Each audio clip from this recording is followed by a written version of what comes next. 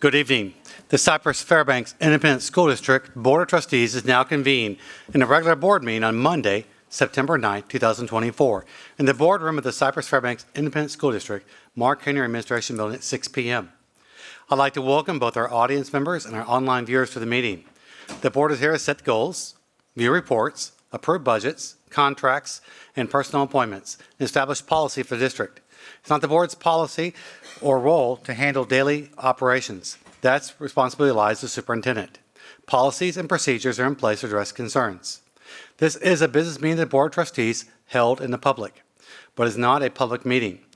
Audience members are limited to designated times for citizen comment or agenda-related comments. We ask for cooperation in ensuring the meeting runs in an orderly and efficient manner as outlined in the board policy. Disruption by the meeting by any person, including audience members, is not allowed and will be addressed by the board president or council. Persistent disruption could cause result removal of the premises and in some cases may lead to legal consequences, including arrest. If disruptive individuals are asked to leave the gallery, you may view in the overflow area. Board members have received materials related to tonight's agenda items and may not be handled in the order they received on the agenda. If the board determines a need for closed session during the meeting, it will do so in accordance with section 551.071 through 551.084 of the Texas Government Code.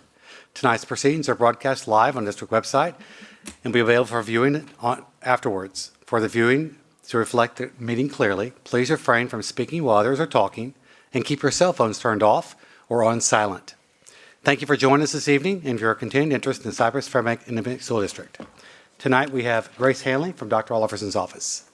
Glad you're here, Grace. Patrons who have registered in advance may address the board during agenda comments prior to the board's discussion of related items.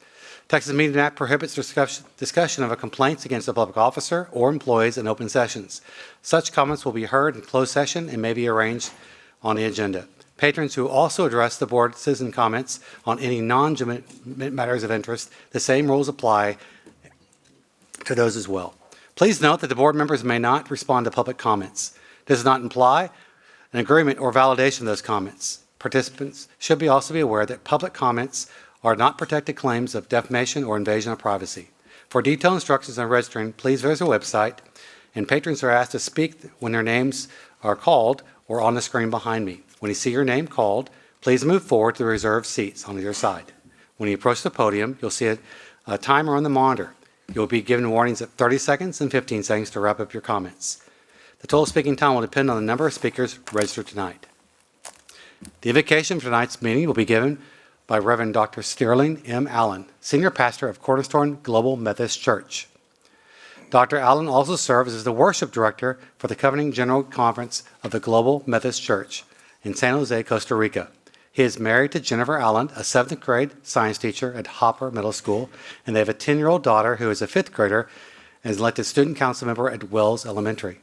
Thank you, Dr. Allen, for your being here tonight and for supporting Cypher ISD. For the vacation, I'd like to introduce the Cypress Creek High School Air Force JROTC cadets performing tonight's color guard. Carrying the U.S. flag is Cadet Captain Annette Montoya. On the right rifle is Cadet Major Caleb Braham. Carrying the Texas flag is Cadet Lieutenant Colonel Curry Tugin. And on the left rifle is First Lieutenant Sean Sims. These cadets present the colors under the direction of Major Craig Lawrence, retired U.S. Air Force.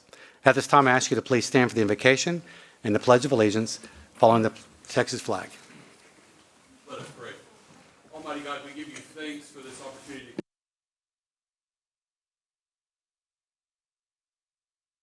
Your hand has blessed the Cy-Fair District and all who lead.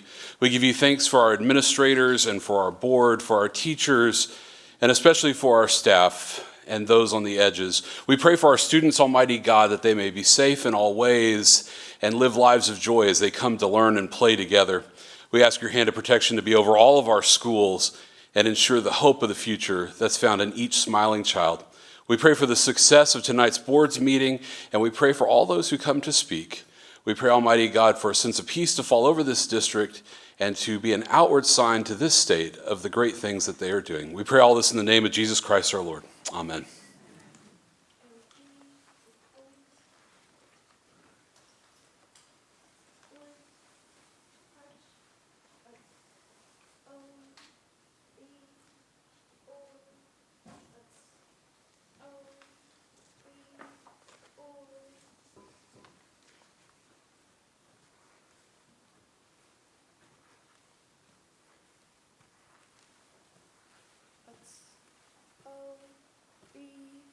or, that's O, B, or.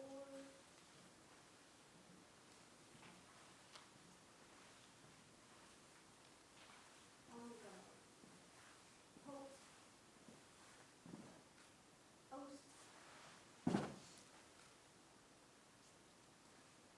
Present. Arms.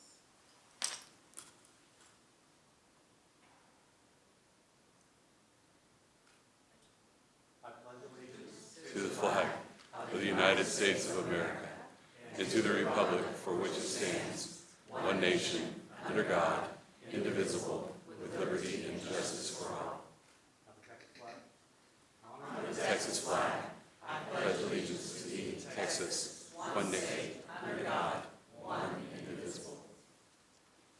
Return. Arms. Other two. March. That's O, B, or, that's O, B, or. That's O, B, or, that's O, B, or.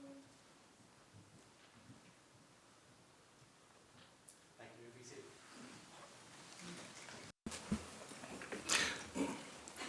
Lucas Scannon will now read the district's vision and mission statement.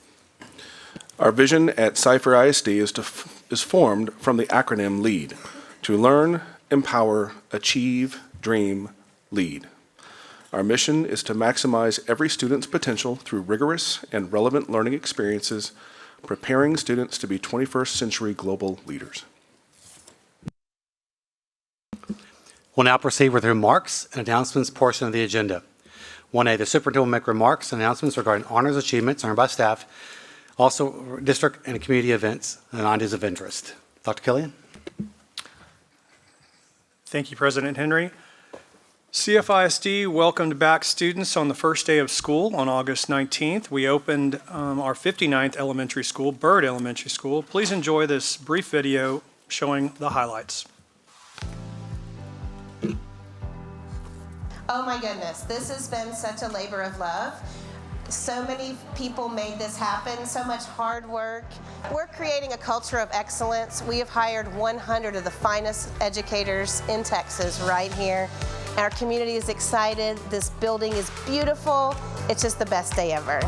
These buildings are just nothing without kids and all of our staff in them. It was so amazing to see all the smiling faces. We've got this, and we've got some great folks here that are taking care of your kids. We just really love what we do. Every one of our procedures and routines, I think our parents and our community is aware of how we do things here at Rowe. And so the kids knew. They came right in, they went right through the procedures, they grabbed their breakfast, they made their way to class, and it was just really, truly an amazing first day. The opportunity to just return back to high school after being gone for 4 years at the middle school level. It's a different feel, it's a different vibe, the school spirit, but it's extremely exciting just to be back and just to continue that tradition of let's set some excellence. Here at Cy Park, where we constantly rise up to do what's best for our students. So excited to be a part of the team.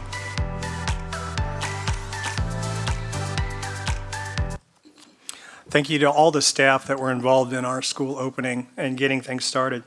More than 200 volunteers and 35 business partners and faith-based organizations volunteered as bus buddies during the first 2 days of school, August 19th and 20th, helping transport our elementary riders safely home from school.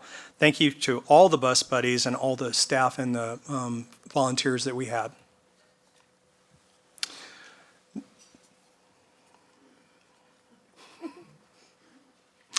Also, we have some good news to share. CFISD received a total of 2,436 backpacks and 3,835 school supply kits from Kroger's Backpack Boosters Supply School Drive.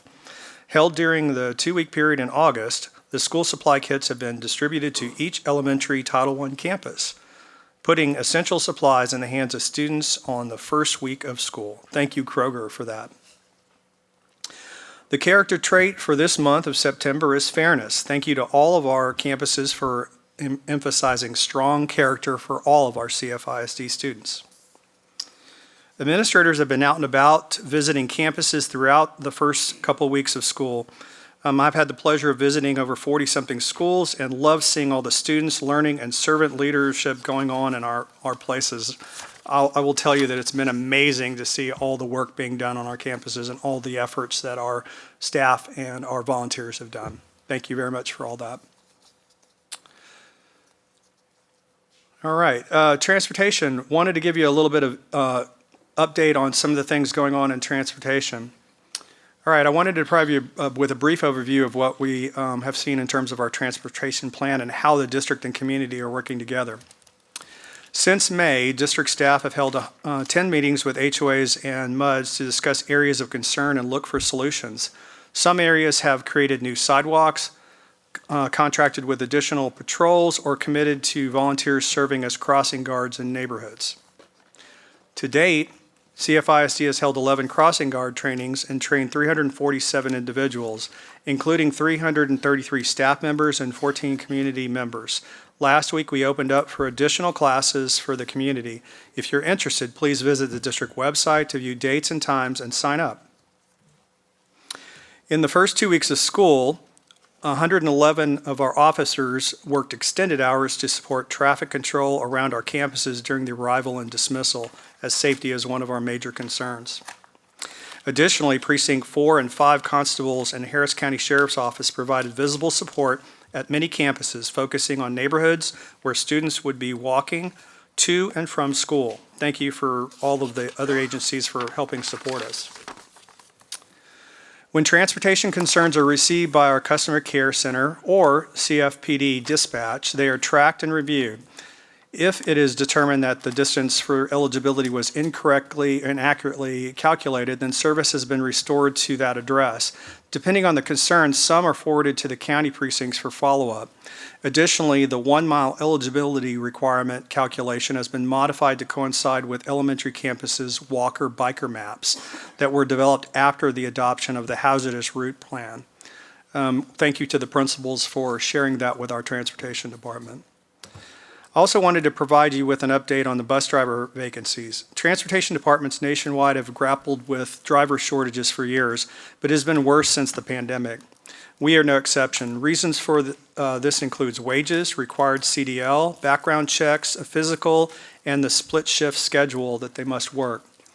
In CFISD, the 4-tier bus schedule that also adds to efficiency adds an additional challenge for recruiting and retaining not only our bus drivers, but teachers and staff assigned to the 4-tier bell system schedule at some of our elementary schools.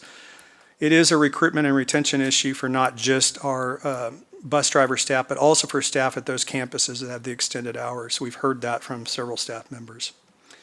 However, this year's service reduction meant we needed fewer drivers. Last year, we had 145 vacancies on the first day of school as compared to 59 this year. We also averaged 103 vacancies per day throughout the year last year, and we are currently at 52 vacancies with between 30 and 50 absences additionally daily. You have probably seen a large Amazon warehouse that's right across the street from our central office. We compete with many of the other industries and businesses for drivers. Many licensed drivers can work more flexible hours and also earn more money elsewhere. And that's one of the challenges when we're recruiting and training staff members, is they tend to leave sometimes for the greater wages that they get elsewhere. So was the reduction of services and transportation plan caused by the projected deficit or a shortage of drivers? Well, it was a little of both. The reduction in transportation services was to trim the district's budget by $4.8 million and therefore reduce the number of drivers needed. There have been requests to consider modifying the plan. For example, if we were to add walking along a moderately to heavily traveled thoroughfare, we would need an additional 49 additional bus routes to restore service to approximately 2,000 students. In order to attract that many more bus drivers, we'd also have to consider increasing our bus driver pay to compete with other districts and the industries that are paying much more than what we are. The estimated cost of this modification would approach approximately $7 million, more significantly than the initial $4.8 million reduction. We continue to reiterate that reducing transportation was not a decision we wanted to make. In fact, it was one that was very difficult and still remains an issue for us today. I want to thank the Transportation Department for continuing to find creative solutions for staffing and routing with the national driver shortage and significant budget challenges. I wanted to express my sincere appreciation for all the bus drivers, the aides, the technicians, the call centers, and also the PD that's been helping out as well. Even with our reduction in service this year, we continue to be the largest transporter of students in Texas, and they are very amazing, and we appreciate them. A little bit about August recap. As you have already heard, the opening month of the 2024-25 school year produced some notable memories. Please enjoy this August recap video highlighting how our students and staff brought out their very best.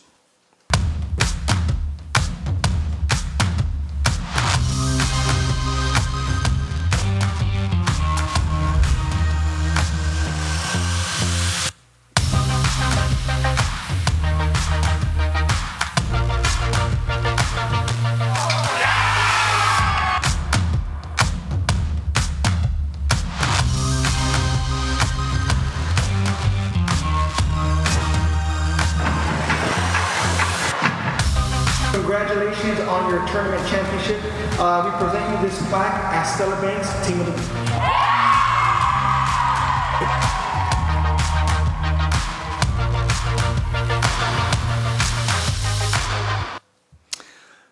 Thank you for all the staff involved. And then finally, college night. The guidance and counseling and advanced academics departments invite juniors and senior students and parents to attend the annual college night scheduled for October 1st from 6 to 8 p.m. at the Berry Center.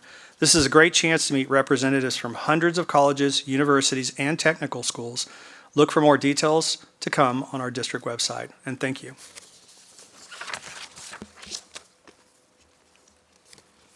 Thank you, sir. Moving on to recognition portion of our agenda. The board will recognize ICI Construction for the donation of funds for school supplies. Ms. Ryan, and if I could please get Christine and Julie go down there and help them present, please.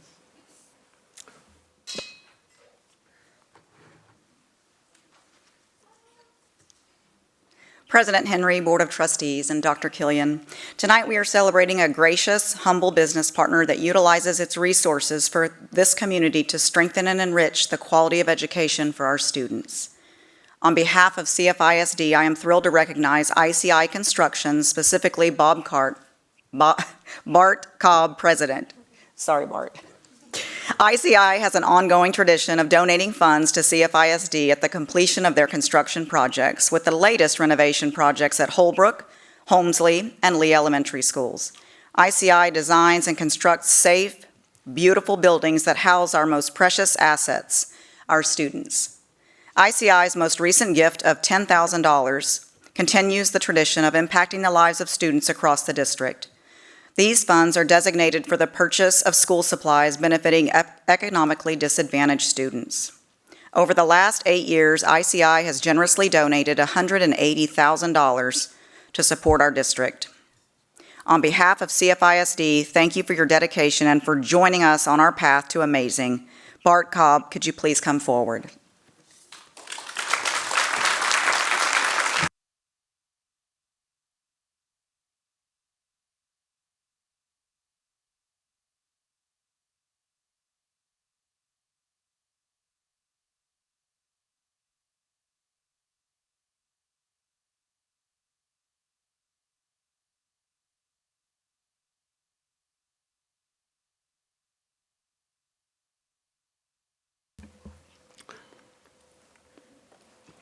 Thank you again for that presentation.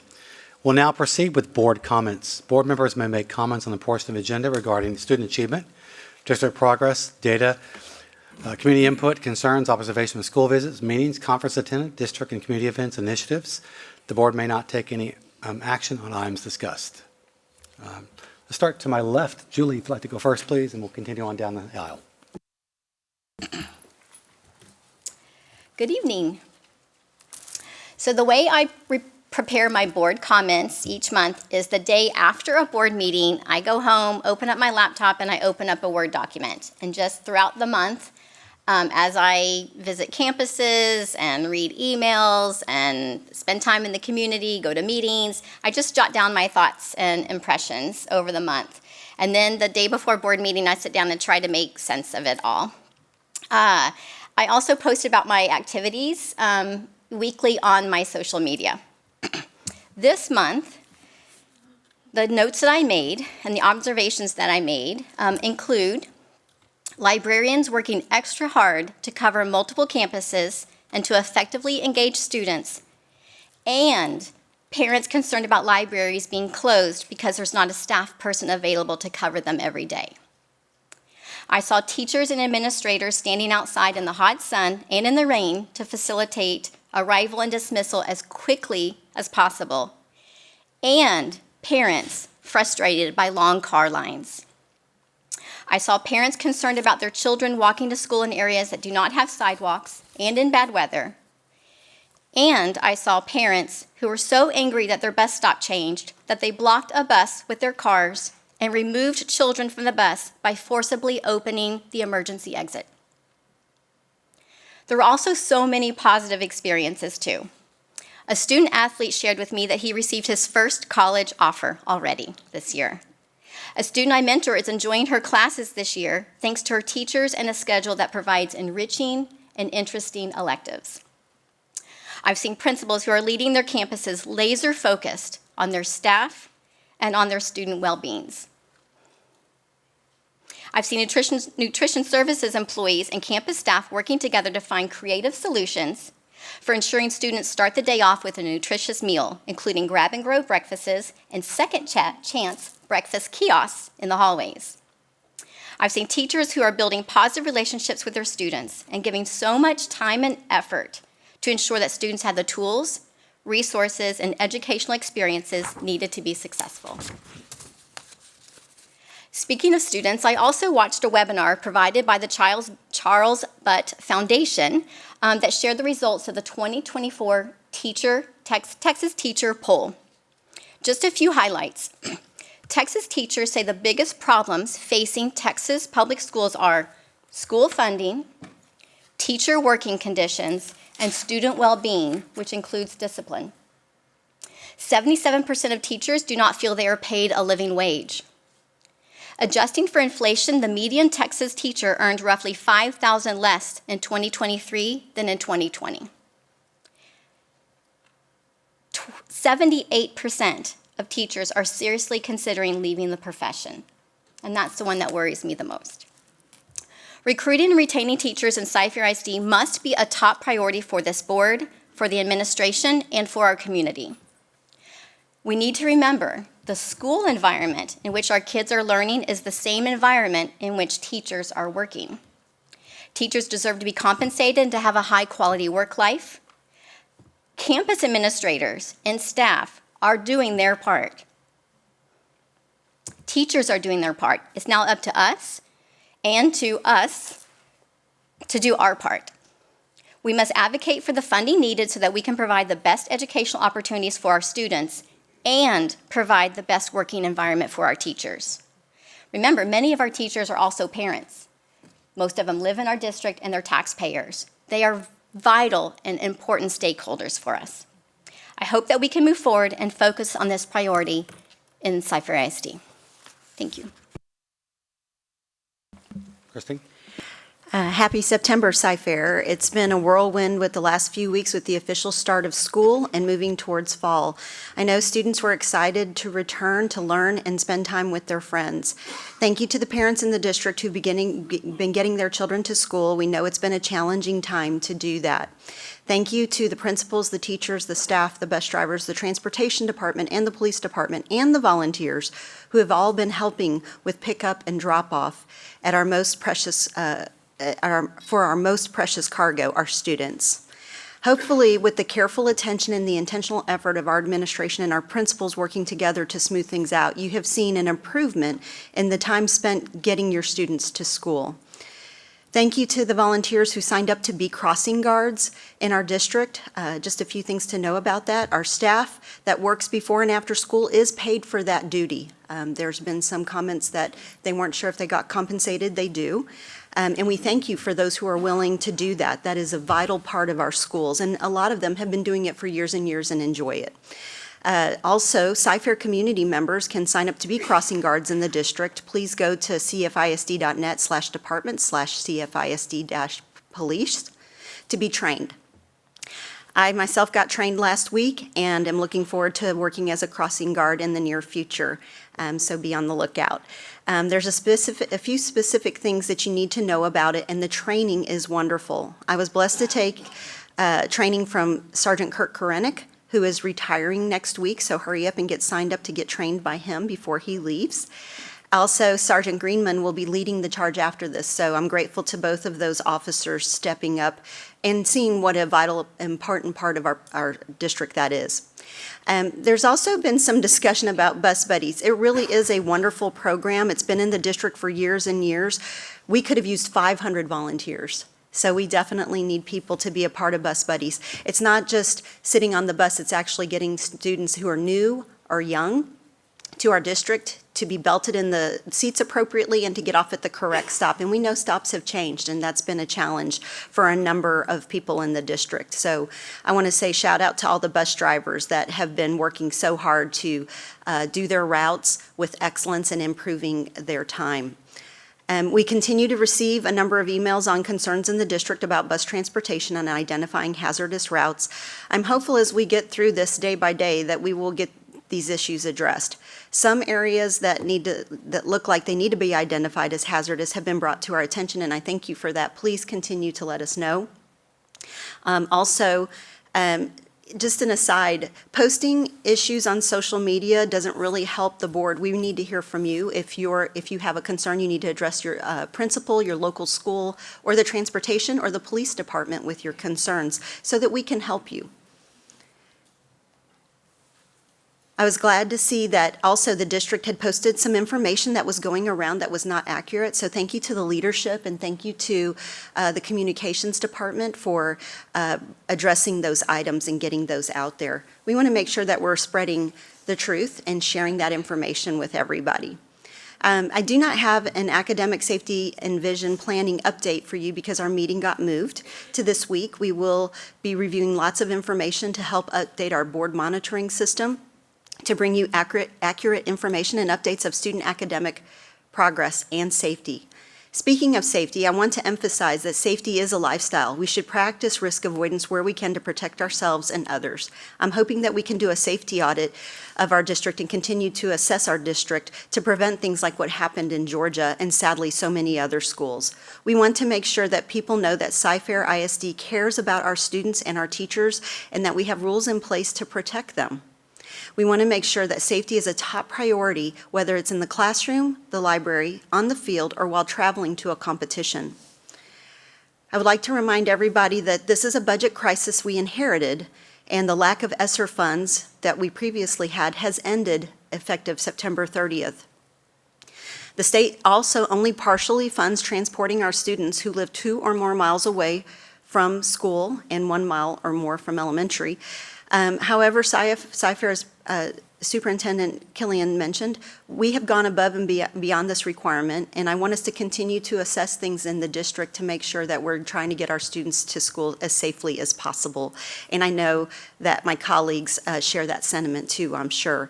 Unfortunately, due to the budget restrictions, this has really put a pinch on the district, and we're going to continue to look for ways to raise revenue and to address these concerns and to make Cy-Fair the best it can be with the path to amazing. Thank you. Natalie? Thank you. Good evening, everyone. I appreciate everyone's engagement in our school district. That's what makes the difference, since we are on our path to amazing. I want to offer appreciation to our construction and facilities team, the planning and construction team. There's a very aggressive and busy schedule every summer in order to get work done to update our facilities for our students and then get them back up in time for school. And it was so seamless. I know Jesse Claiborne under Matt Morgan's leadership, they did really great work. I know he was out of school, offered to be there with the fire inspector in order for us to be able to have the teachers be able to go into the one last school that was getting ready. And so I just want to say, sometimes when you don't hear problems, it falls off our radar, but really appreciate the incredible quality work that was done to get our campuses updated, renewed, more safe, and ready for kids for the school year, so that they can go in there and learn. So we appreciate that Herculean effort and all the departments that work with you guys to make sure that happens. Thank you. Also want to appreciate all the campus staff and express my appreciation for all those campus-based people who changes in transportation were very challenging, and they challenged everyone. When your day starts off with a challenge and every kid's coming hot or concerned or families, then that definitely has takes its toll on people. So I want to appreciate our campus staffs who were resilient, stepped up to new duties, went to training, did whatever it took to make sure the kids could get in there and learn in the best of a bad situation. And so thank you. School started so smoothly. Parents love their teachers, kids and families are just very positive about those things. And so I just want to thank our campus staffs, the leadership and the teachers, every last person that works on those campuses that has made that, the start to the school year positive for their students. With regard to the transportation changes, I appreciate the report tonight with some data to understand what the administration is able to do, how they're fighting and working. I do have concerns myself. I do think it's very unfortunate. Budget cuts are real, but this is also a very real situation where we have to keep our kids safe. I would support, and that's why I was glad to hear numbers, not that I like the numbers, but asking about what would it take for those places that are truly still treacherous or not safe. I feel like I would support some language with middle school schoolers where we did not have walking along a moderately to heavy traveled thoroughfare, maybe adding with the speed limit of 40 miles per hour plus, where there's not a safe walk path. I feel like I've asked the district to analyze what that could look like and how much would that cost us. And then I do put out the same challenge to the community. I can share information. It's very available on the website. How could people become bus drivers for us, looking at the challenges? You see the challenges that we're facing. How can we get more folks to be able to drive for us?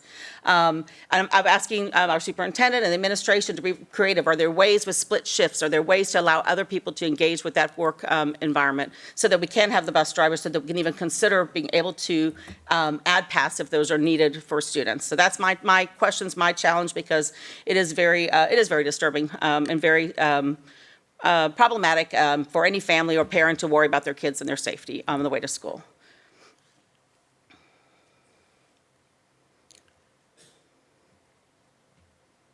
And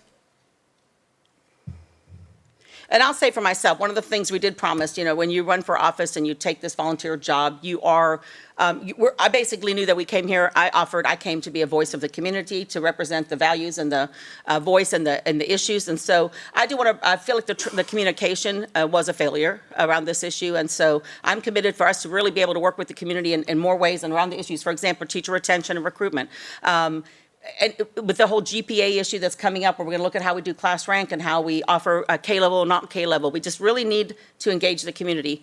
On transportation, there was a survey done, but I don't think we did enough job to really query the whole community to get that input, because truthfully, with the data that came back that the committee looked at, it said about 12% of people were worried about this transportation issue, and none of them saw it as the largest issue. So we needed a better job of going out and having town halls, going out and having communication, going out and asking from the parents and the community members exactly what it was that you're asking us to do to make sure we engage in those decisions, because there will be other tough decisions. We don't have a budget that's getting better, and any day soon. We can hope for more and we can fight for more, but at this point we don't have any picture that says it's going to be different. So I just really hope that we can continue to engage and people will engage with us. So that's why I appreciate everyone.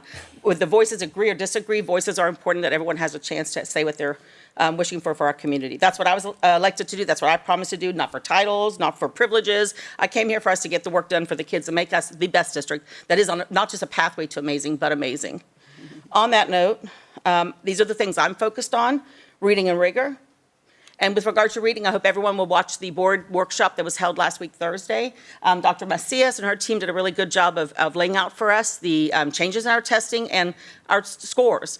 Students had to do, there were changes in how, I'm even voicing, we'll be deciding about a lawsuit as a board and as an individual. I think that anything that's not fair to teachers and kids is not, I don't support that, and I do think that there are changes that were made that will hurt teachers, and so I will always consider that. But in our reading scores, we have It's reading and language arts, know that now. So this is reading and writing, and then we can talk about math. But in reading and writing, for all students in third through eighth grade, 80% of our students meets the approaches level.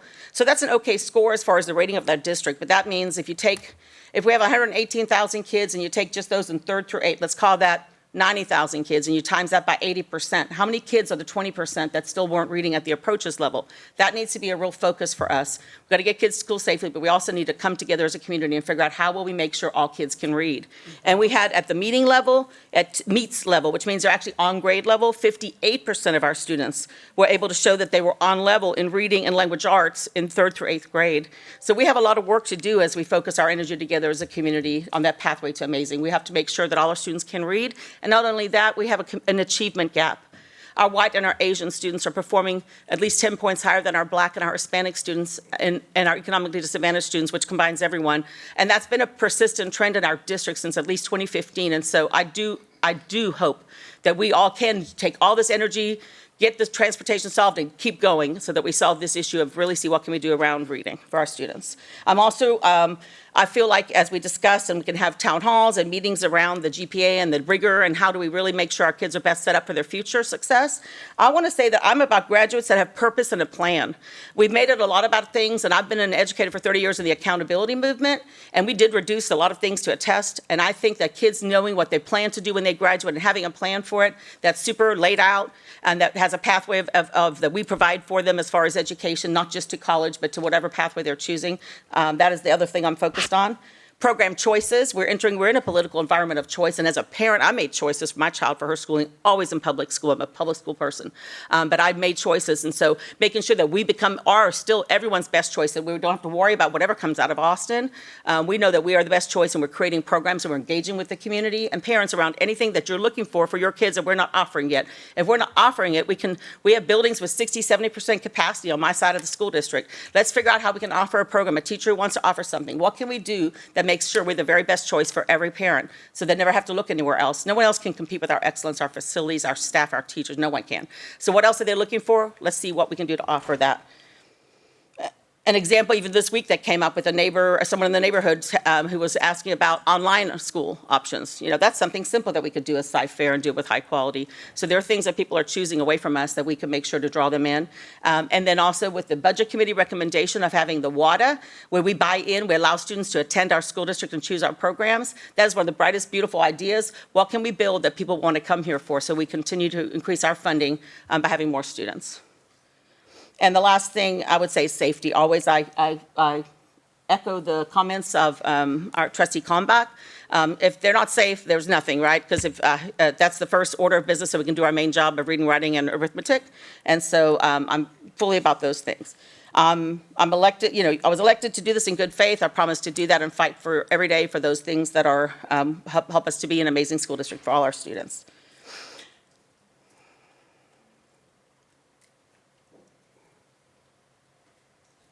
I will give an update. For the Teacher Recruitment and Retention Committee. The report from that was at that presentation was new data by the Buck Foundation as far as teaching in the profession and everything you said as far as making sure that we are the working conditions and how our teachers experience working in our school district. That's super critical, and the most important thing, that is the work of our committee. And so we will continue to engage in that work. We have a lot of data as far as last year, and I can see us really doing out talking to teachers, having opportunities for teachers to be able to come and share the things that they want to make sure that we understand about how we can be the very best working experience for all teachers. And so we'll continue to update you as that committee meets and engage opportunities for teachers to engage with us. And I think that's the end of my report. I appreciate the opportunity to serve. I appreciate the interest of the community, and I know that we can do it because we are on our path to amazing. Thank you. Todd?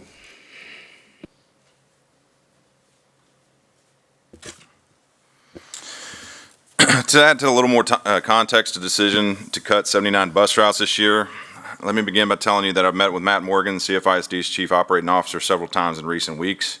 We've had well over 10 conversations regarding the changes and how our transportation team is adjusting to those changes. I also met with some really good folks on the transportation team for additional feedback and to tell them personally how much we appreciate their efforts and their service to the community. We leaned heavily on Dr. Kane Smith and his team and their expertise to understand the challenges the transportation team was having and the challenges they experienced the past few years. At the beginning of the 2023-2024 school year, we were understaffed by 145 bus drivers and averaged 103 drivers short. Our transportation department was able to manage the shortfall of bus drivers by having mechanics, shop technicians, and supervisors pick up those routes. These people are neighbors, their friends, maybe even some of our family members that were so dedicated to our community that they were willing to work longer hours for the entirety of the school year to make sure that students were picked up and dropped off to their schools. Many of these individuals were overworked and, in my opinion, underpaid. For those that aren't aware, many of our bus drivers are nearing retirement age or already retirement-aged individuals.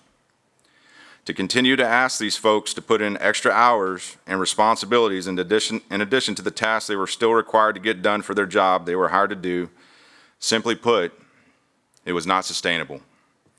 Our transportation team was still down 59 bus drivers to start this school year. As of today, we are still shy of 52 bus drivers. And that's even after we cut the 79 bus routes at the beginning of the school year. We simply cannot compete from a financial standpoint with some companies in the private sector. Companies like Amazon and UPS that are able to make adjustments at the drop of the dime. I'd like for people to consider a couple of things. Is this how we want to treat people that have been the backbone of our local community before many of us were even born? Is this how we show gratitude to people that have served our community in some instances for decades? I'd like to take a moment to recognize one of these individuals, Florence Peterson. She's a superstar. Florence has been a dedicated employee of our school district transporting kids for 51 years. She's been driving buses for more years than many parents in our district have been alive. Florence, thank you for your service to the Cy-Fair community. My hope is that we can recognize you publicly for your service at some point in the future. I'm sure over the years, Florence could have taken a higher paying job in the private sector. She chose to stay and serve her community because she loves our kids. Florence, it's people like you that make a positive impact in our school district. I want to move on to bus buddies. I would encourage more of our community members to get involved in our Bus Buddies volunteer program to see for themselves what our transportation team experiences at the beginning of each school year, including dealing with members of the general public. I want to share an experience on the first day of school of an upset father running down the street because his child's bus stop location changed from the previous school year. I stepped off the bus to prevent a confrontation with the bus driver and the parent by introducing myself and explaining the situation with the new bus drop-off locations. Our drivers cannot stop and drop off students until they arrive at the designated drop-off location instructed via GPS. The bus driver thanked me for intervening because, in her words, that was going to be really bad. Apparently, there had been a previous issue with his father. Our bus drivers shouldn't have to worry about confrontations and being treated poorly by members of the general public. Our teachers and other staff members shouldn't either. Sidewalks. It is not the responsibility of the school district to install sidewalks in neighborhoods or along public roadways. I agree with community members that some passages to schools could be more pedestrian friendly. I would encourage our community to get with their homeowners associations, mud districts, and Harris County to apply pressure and create more sense of urgency for the sake of our children. To be sure that budget constraints weren't going to affect the classroom, we had to reduce services, given the aforementioned reasons. I hope that provides more clarity on the reason this board voted unanimously 7-0 to reduce bus routes. I want to also touch base on the media. We had a local news reporter run with a story that was incorrect, stating that we required a student to cross Highway 249. CFISD staff provided the correct information, stating that the student had safe passage through a neighborhood with access to sidewalks. From my understanding, the reporter ignored the correction and ran with the story anyway. As of a couple of days ago, that particular news outlet has yet to issue a retraction. This takes away time from our staff to focus on actual concerns that need to be addressed during the first few days of school. Every school district has issues the first few days of school. Every school district. This is nothing new. Our staff knew we would have issues to overcome on the first day of school. They always do. They showed up and worked together to get through it, and they did a great job of improving each day. I want to give another couple of shout outs to the staffs of Pope Elementary, Copeland Elementary, and Berks Elementary during the first 2 days of school. The second day of school was almost as hectic as the first, as parents called in to switch their kids from bus riders to walkers and vice versa. Staff at Berks Elementary took a few extra minutes longer to board school buses because it was important to ensure that each and every student was on the proper bus. It didn't go unnoticed. To the Copeland Elementary staff and crossing guards, thank you for ensuring that kids cross Barker Cypress safely. Copeland has done an incredible job navigating some of the recent changes at a very busy intersection in front of their school, while school zone signs had yet to be installed. I also want to thank all the teachers for keeping their head down. I know you guys have gotten beat up a little bit. Our entire district has gotten beat up recently through the media and through social media, and I want to tell you guys thank you so much for keeping your heads down and going to work. I really, really appreciate that. And as a parent, I just want to tell you guys I appreciate that as well. Lucas? First, let me say that my heart and prayers go out to the Appalachia High School and Barrow County community regarding the school shooting. That was a tragic and a senseless tragedy. And to our community, Cypher ISD works literally around the clock to make sure that our schools and our officers are ready.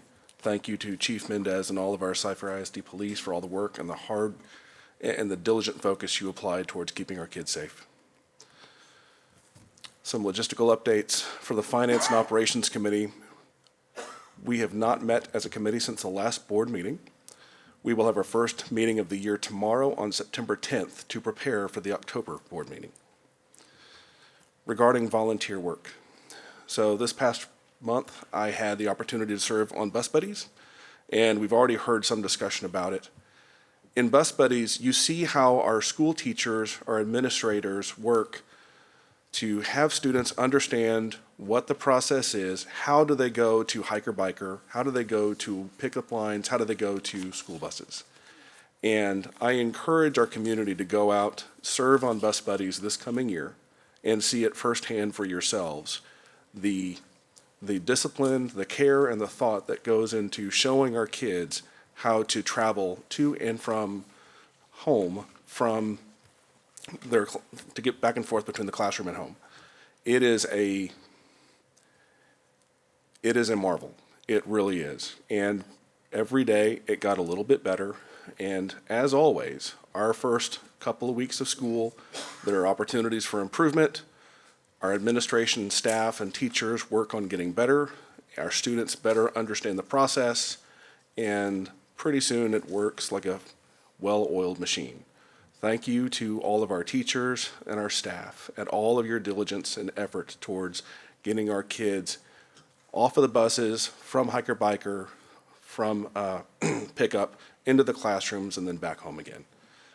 I watched it firsthand, and I'm not going to mention names, but I have in mind, day one I volunteered at Rennell Elementary, and day two I was at Walker Elementary School. There were teachers that showed me how they looked at the process that had been prescribed to them, and then they went back and they double-checked against a second and a third system to make sure that they had all of their students accounted for. They would make sure that in one system, information was updated because the parent that morning had changed whether or not they were going to do drop-off versus bus rider, and they had to go and work their child's information all the way through the other systems because they knew the systems would not do those updates themselves. That's not a system that's broken, it's just they're not going to make those updates. So they went through the extra care to make sure that they followed a particular child's information all the way through the systems to ensure that by the end of the day, everybody knew where that student was supposed to be. That care and attention comes from someone who is very focused. And I can think of this teacher, her process was incredible. I was truly impressed. And then in the middle of all of the stress of first and second day, there was a student that was having a bad day. He was upset, and she went and she just sat next to him, and she consoled him, and it was so fluid for her. And I watched as the student who was uncomfortable, nervous, not quite really sure of what was happening, but she was able to soothe that student, help them understand where they were going, and did it with a care and an attention to detail that it really exemplified the best of what you could hope for in Cypher ISD. And it's moments like those that, it always gives me new pride in our team and what our team does on a day in and day out basis. So for all of the parents in the community, I encourage you to participate in Bus Buddies every single year. You will be really enriched for the experience, and our kids will be better for it. Now, speaking a little bit further regarding the buses. My only comment is that many of you, I see the signs, you're frustrated, you're upset. I understand. I really do. Cutting and reducing our routes is not anybody's desire. It was not what we wanted in my own community. That's been made very clear to me. I understand. I don't want it either. We didn't want it. However, we will be doing what we can do. What we can do is that we can educate our state representatives, educate them during their upcoming session, and collaborate well with them. They understand our position. We have made very clear what's happening for Cypher ISD, and it's happening at every school district across the state. They all know. And we will continue to educate them. We will do our part. So, as we have improved over the first 2 weeks of school in our ridership, we will continue to improve through our work with our representatives this spring, and ideally we're in a better position this coming June. Other events, we will have training as a school board. We will meet as a team of 8 on September 25th, and then many of us will be traveling to the TASB convention on September 27th and 28th this month. Regarding school visits, so I will be visiting at least 2 schools each month through April of 2025. And during my visits, I ask customary questions of what can the board do to improve the capabilities of our schools. We speak with principals, we speak with education leaders on campuses. We're there for them, not for us. We seek to learn, we seek to understand. It is always my goal to listen when I go on campus. I'm a guest at their facility, and I'm there to understand and how I can sincerely help. That's our goal. So it's a privilege for me to be able to go out and visit those campuses. Thank you to all of the principals in advance for inviting me to your campus. This coming week, I'll be signing up for something called Watchdogs. At my elementary school, we open our sign-up opportunity on Wednesday. Watchdogs is a program that's been implemented within Cypher ISD. I'm actually not sure how many years it's been running. I get the impression it's 5 or 6. It's been a while. It's been multiple years. And Watchdogs as a program allows for fathers to go onto campuses and serve. We will show up to campus. There will be a list of tasks that the principal has laid out for us. Some of those tasks will include checking every single door to make sure it's safe, doing the full rotation, looking at every gate outside, looking at every single door, making sure classroom doors are locked. We will go around and we will make sure that we're delivering messages from the administration to requisite teachers and running errands throughout the day. It's also important for our students where they see fathers walking around and they get the sense that the community is involved. So it's something that I enjoy doing, our community enjoys doing, and I encourage campuses that do not have watchdogs that we find a way to get it done.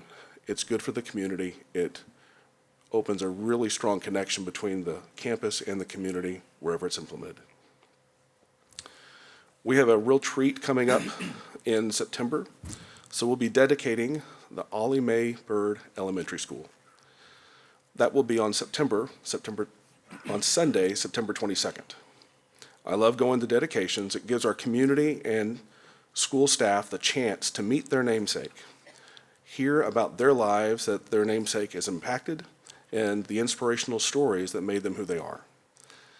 I look forward to this discussion every single school dedication. It's rewarding for everybody that's involved. So if you have the opportunity, please come out to Ollie Mae Bird Elementary on September 22nd. You will enjoy the event. At-home study. I want to address some points made online regarding my comments on Thursday. I was very clear in my comments on Thursday that I was not seeking to add any additional burden to teachers regarding supporting at-home study. I repeated that multiple times. Somehow, in the social media world, the exact opposite was reported. That's not true. My goal was to see what we can do to support our teachers and support our parents without adding any additional burden to our teachers.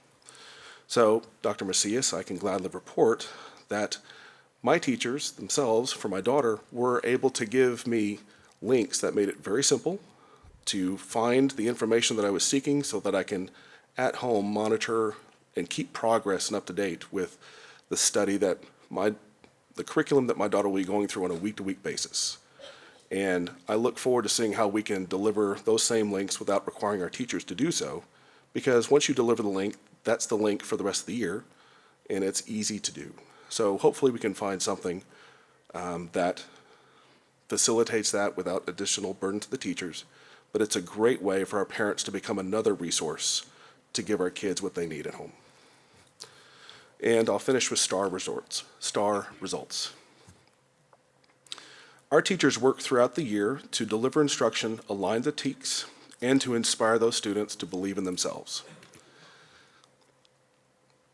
I'm going to make that last point one more time. Our teachers work throughout the year to deliver instruction aligned to TEKS and inspire those students to believe in themselves. Many of our students face problems that they don't understand, and they get frustrated at themselves, and just like we all did at some point in our lives, struggle to know what to do and start to feel like they're facing an insurmountable block. I have personally witnessed our teachers go above and beyond, really, to primarily believe in themselves. I asked one of our principals, how should I interpret the STAR results? How do you expect me to see it? What should be my takeaway? And his response to me was, Mr. Scanlon, our focus for our teachers is not to talk about the score itself, but to help our students understand that they can believe in themselves and that they can achieve. And if we can foster that belief in themselves and that they can do the math, they can do the reading, they can focus, then we'll get a little bit better. And then their learning growth will accelerate. He told me stories of students that I won't go through, but I see it in the numbers, and I see it in how he encourages his teachers day in and day out. He encourages them so that they have the energy and strength to encourage their kids. So as a community, we know we have improvement opportunity with our STAR results. We know that. The trends that we see in our school numbers are the same trends that we see region and district-wide. Our goal is to help our teachers have the tools they need to get out of their way, allow them to do what they do best, what they're passionate about, and help them give their kids the belief in themselves that they can meet the need. So to all of our teachers out there, I've been one of you. Our objective as a board is to support you. We want you to have the tools that you need to do the job. We believe in you. You guys have always done it, and we will continue to support you to anybody that we meet and advocate on your behalf. Thank you. Justin? Well, good evening, everyone. Fall is underway in Cy-Fair, and there's a lot to be optimistic about in this great school district. There's a lot to celebrate, even with all the challenges we're dealing with, right? Kids are in the classrooms. Friday night lights, we're in full swing. It's been great to get out to the stadiums along with the students, the parents, district staff, to cheer on the players, the bands, the drill teams, the cheerleaders. This is the best time of the year. And this week, for me, starts one of the best aspects of serving as a trustee, and it's the campus visits. It's the best way to interact with students, teachers, campus leaders, to see and hear firsthand how our kids and our schools are doing. So a lot of great things going on, even in light of some of the challenges we're dealing with. On to academics, our number one priority. Initial STAR results were shared last week at the work session, and there were some bright spots. Notably that CFISD continues to outperform other Region 4 schools and the rest of the state as well. I want to commend our teachers in particular for their hard work on the STAR test. Also, based on my conversation with Darren Crawford at the work session, shout out to the district nutritional services, all the way to the cafeteria staff for keeping these kids fed, ready to take on the test. A lot of collaborative efforts, and we appreciate everybody who was involved in these kids, getting them ready for the test and getting them through it. So, more STAR test results are coming, more information's coming. I expect there's more for us to do, and we'll tackle that. It is, after all, our top priority is educating kids in Cy-Fair. On to safety. As it pertains to transportation, I want to thank the superintendent and staff for keeping the community updated tonight on the consistent work that's being done and to make a challenging transportation situation as safe as possible. We all agree there's more work to be done, and the district is committed to ongoing safety efforts. So I, like all my board colleagues, have fielded emails, phone calls, social media correspondence regarding transportation safety, and we'll continue to work with the community to identify those safety concerns. I myself, I've been in contact, and I remain in contact with our County Commissioner, Tom Ramsey, to discuss stop signs, crosswalks, traffic signals to aid in the commutes for our kids. When I was talking to Commissioner Ramsey, one of the things he wanted to share with me is that he has logged all the communication from the public at his office.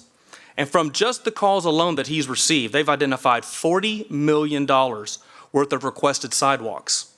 $40 million worth of sidewalks just from the calls his office has received. And that's a sum even the county can't swing. And so this is really indicative of the overwhelming fiscal pressures all of our local governments are dealing with, including our school districts, which actually segues into an important topic, state funding. I know we have a long list of citizen comments tonight, and I expect a number of them will understandably be frustrated with the budget cuts, particularly in transportation. It's no secret that we need a strong session next year. For Cy-Fair in particular, and I'm not sure we've discussed this in any great length, but it's worth mentioning. For Cy-Fair in particular, we're staring at another $70 million deficit if there's no state action. That's $70 million on top of the cuts that we've already made. That could be some very, very painful cuts. As it stands right now, we are in a district budgeting process. When we go into the district budgeting process next year, we'll likely have to start with the assumption that we've got to cut our budget by $70 million in the hopes that we can get state relief. Next year's legislative session is likely the most consequential session for school funding in our lifetimes. The stakes are incredibly high.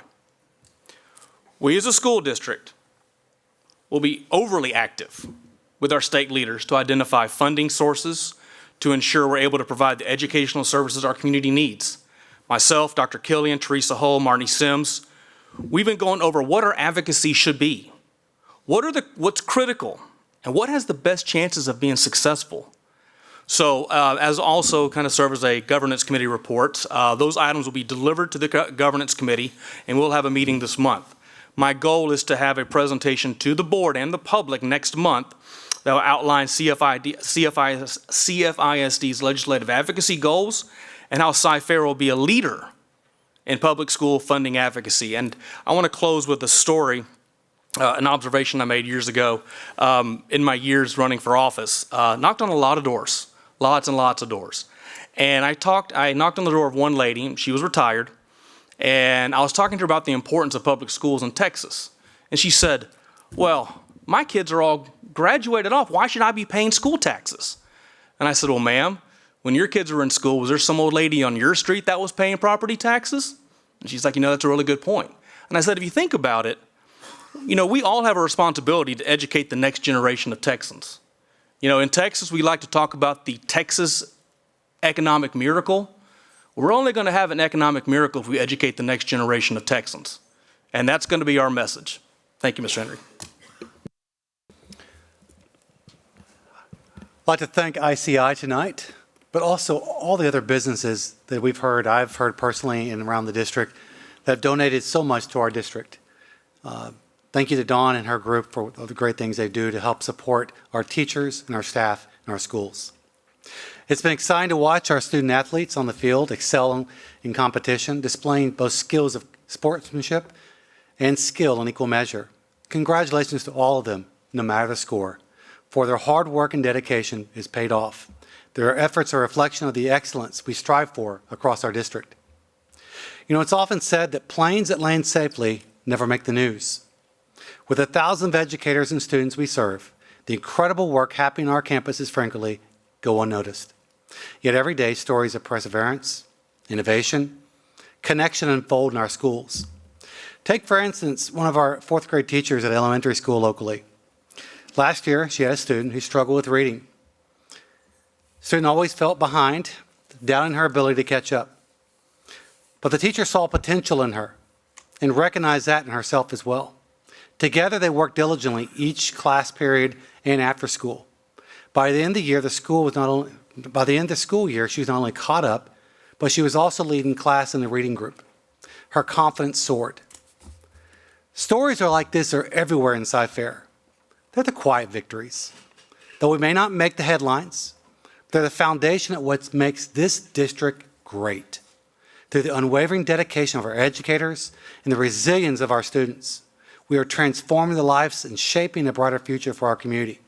And we witness these transformations every single day through the stories of our staff and our students. I had a whole bunch more to read, but I think everyone else summed it up very well. I'm going to leave more for comments later. But I want to thank our teachers. I want to thank our staff. Y'all did a fantastic job in the first couple of weeks of school, and I know will continue on, and I want to thank you for all the hard work y'all have done. Thank you. We'll now proceed with the citizen participation portion of the agenda.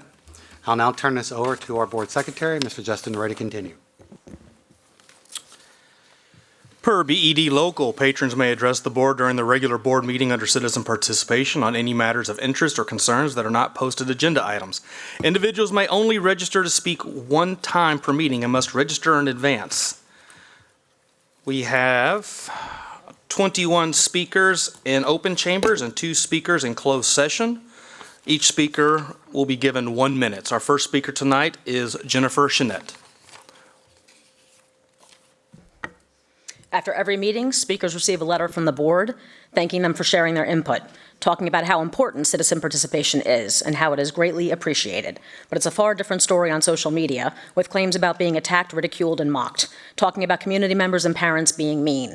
So which is it? Is our feedback appreciated, or is it mean? If you tell the truth and don't do shady stuff, you have nothing to worry about. However, if you are slowly dismantling public education, people are going to speak out, and it is our First Amendment right to do so. We've lost science chapters, librarians, and school buses. Teachers have lost planning periods. Kids are walking in ditches along busy roads. Teachers have been told to ignore social media, and then the district posted on social media about inaccurate media reports. The party told you to reject the evidence of your eyes and ears. It was their final, most essential command. I will end with the Willy Wonka theme. Charlie returns the gobstopper, which was a test of character. The character of this district is being tested, and unless things change for the better, it has no chance of inheriting the chocolate factory. Tara Cummings.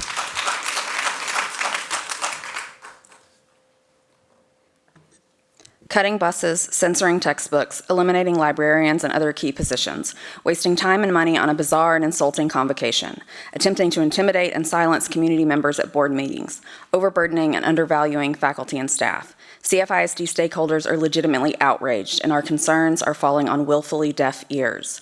But CFISD belongs to all of us, and our voices matter. Cyfair Strong Schools, Cypress Families for Public Schools, and Cyfair AFT are hosting a community event to provide parents and stakeholders the opportunity to express their concerns, ask questions, and discuss potential solutions.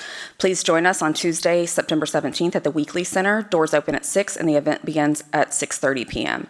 In addition to community leaders and state lawmakers, we formally invited the CFISD Board of Trustees and Superintendent. Additional details can be found at cyfairstrongschools.com or the Cyfair Strong Schools Facebook page. We are CFISD, and together we will make a difference. Thank you. Deanna Rodriguez. I understand the 1 mile rule implemented is based on walking to the elementary. Cyfair didn't have to provide this option, and given the budget cuts, I'm sure there are families that appreciate this. But people seem to have all kinds of speculation for the 2 mile rule. I have neighbors who say it's how the birds fly, by radius, it's walking, it's driving, it's a triathlon of sorts. So I checked with the TEA where the 2 mile rule originated for reimbursement purposes. Districts must measure distances in a reasonably accurate and consistent manner using the shortest route that can be traveled on publicly maintained roads between an established landmark such as the student drop-off or pickup point and the student's home. So then I went to look at the Cyfair Board Policy Manual under the transportation allotment for eligible students. You have that it is measured along the shortest route that may be traveled on public roads.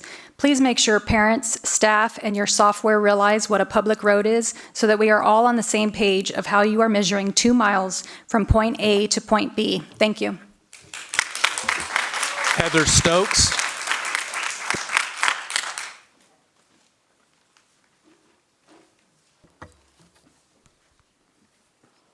Thank you for letting me speak tonight. My name is Heather Stokes. I'm going to shorten my comments for you. Regarding the convocation, generally the public felt outraged due to this being a tone-deaf in nature escapade that this district has done. When we are facing transportation issues to the level that our children, our elementary school children, are walking on the sides of the road in ditches in this horrific weather that we have in Houston, it's unacceptable. As a public person, as a taxpayer, as a single mother, it's unacceptable for me to understand that the district spent $92,642 on the convocation. One bus traveling 19 miles cost $28.50 per the Texas Information Act that I received invoices for. The same school, also traveling 19 miles, cost $128.69 for several other buses. These inconsistencies in prices raise serious questions about how transportation issues and expenses are being managed by this board. Your time has expired. Please finish your comments. Thank you for your time. You'll be seeing more of me. Chase West.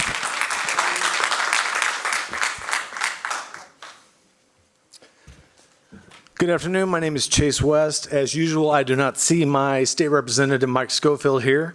As most of us know, the time for our state to offer any kind of financial support to fund the multiple lost bus routes, it's waning. But I would like to comment on the Bus Buddy program. I'd like to formally suggest that with the same volunteer spirit and trustee team engaged with students walking to and from school rather than on the buses, I believe this would ease some parental concerns about the safety of their children. And maybe instead of grandstanding and simultaneously throwing temper tantrums online, you should be invested in cleaning up the transportation mess that you made. And maybe instead of focusing on jamming through your extremist political agenda, the board should just judiciously consider all the options and all the outcomes, intended and unintended, of your decisions, such that you can make better decisions in the future. Jared Hostetler. Jared Hostetler. Last month, I spoke about how concerning the way that the cancellation of school buses service was being handled, giving parents only 18 days notice to try to teach our kids how to navigate these dangerous routes. The route CFISD plots as the shortest route to get less than 2 miles, has no sidewalk or half the way, and requires either going across a ditch or stepping out in the road. We take different route because safety comes first in our family. I have been riding a bike with my daughter to school. Every day on Fry Road, we see people run through red lights before we cross. One time, a car honked at us as we were going into the crosswalk, and it turned right in front of us. Last Friday, we were waiting to cross the street with a couple of students waiting with us. The walk light lit up, but 3 cars went through the crosswalk, turning left in front of the children. I had to go out in the road to stop traffic with my hand so the kids could cross. I could never imagine other students traveling this path themselves. Bring back buses so no one gets hurt while traveling down the path to amazing.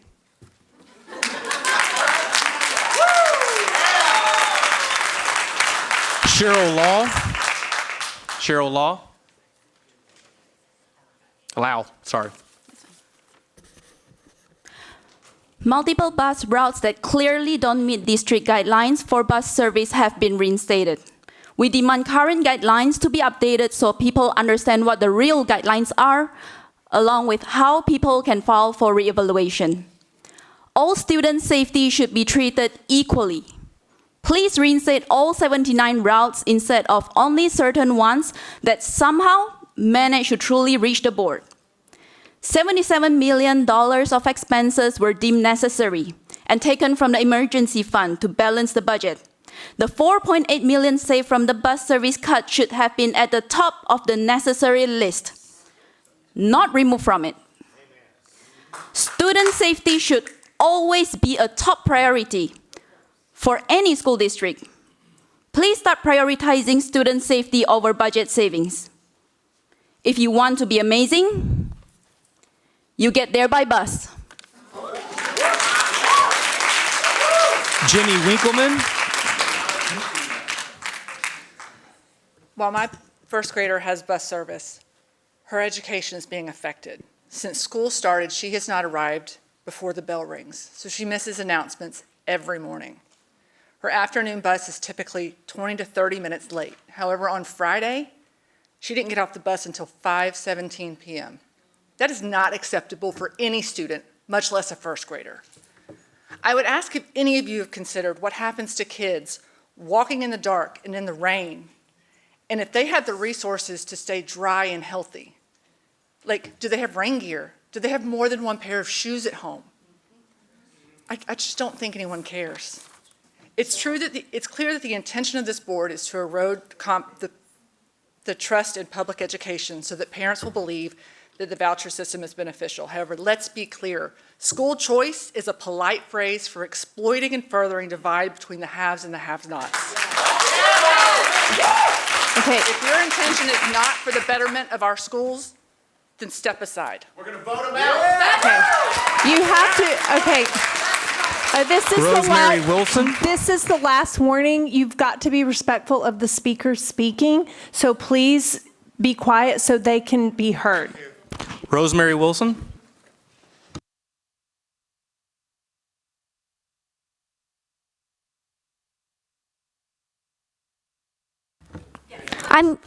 I'm here tonight to tell my experience as a child with no bus service. In the first week of school, I walked home in temperatures around 100 degrees, along with a lot of other unfortunate kids. Last week, I also had to walk through rain. Additionally, we have to cross West Road, and it is not safe, even with a crosswalk and a crossing guard. People speed on that road every day. My walking group includes kids in younger grades, and we don't always have an adult walking home with us.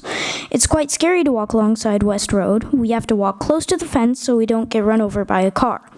The school car line is so long that it makes it hard to see when crossing the street. The lack of bus service is making the school district worse, not better. Thank you for listening, and I hope you bring back bus service. Lindsay Wilson. When we moved into the district years ago, I quickly understood why Cy-Fair would bus all students to school. It's simply not a walkable district. The busing policy demonstrated that the district valued each person and was dedicated to the safe arrival of students at school. The late bus program in the district that the district had in place prior to this year impressed me. It showed that CFISD made after-school practices, tutoring, and clubs available to all.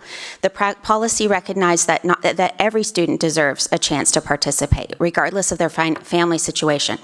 This year, in the name of saving $4 million, our school district has gone backwards. Students and families are left to fend for themselves. The students with an at-home parent and the high schoolers who have their own cars are less impacted. The families in lower economic brackets, the working parents who cannot buy a car for their student, are feeling it a lot more. Please reinstate late buses so all students have equal opportunity to accessing school-related activities and tutoring. Thank you. Sabrina Sisk. Sabrina. Mario Rivas.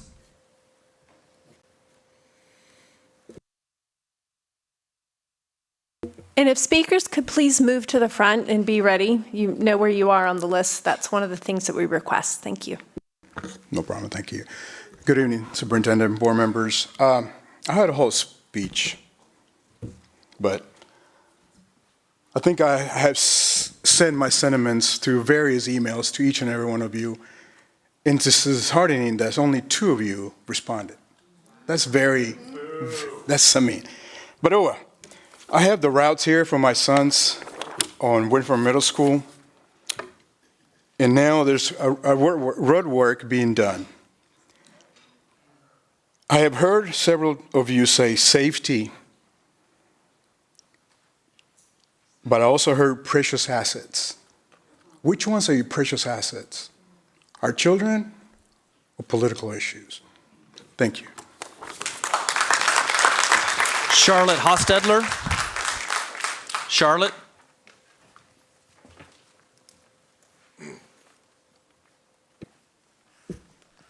I am a CFISD student. I have juvenile rheumatoid arthritis. If I walk to school, walk up and down stairs all day at school, then walk home from school, my ankle hurts. Crossing Fry Road makes me nervous and scared.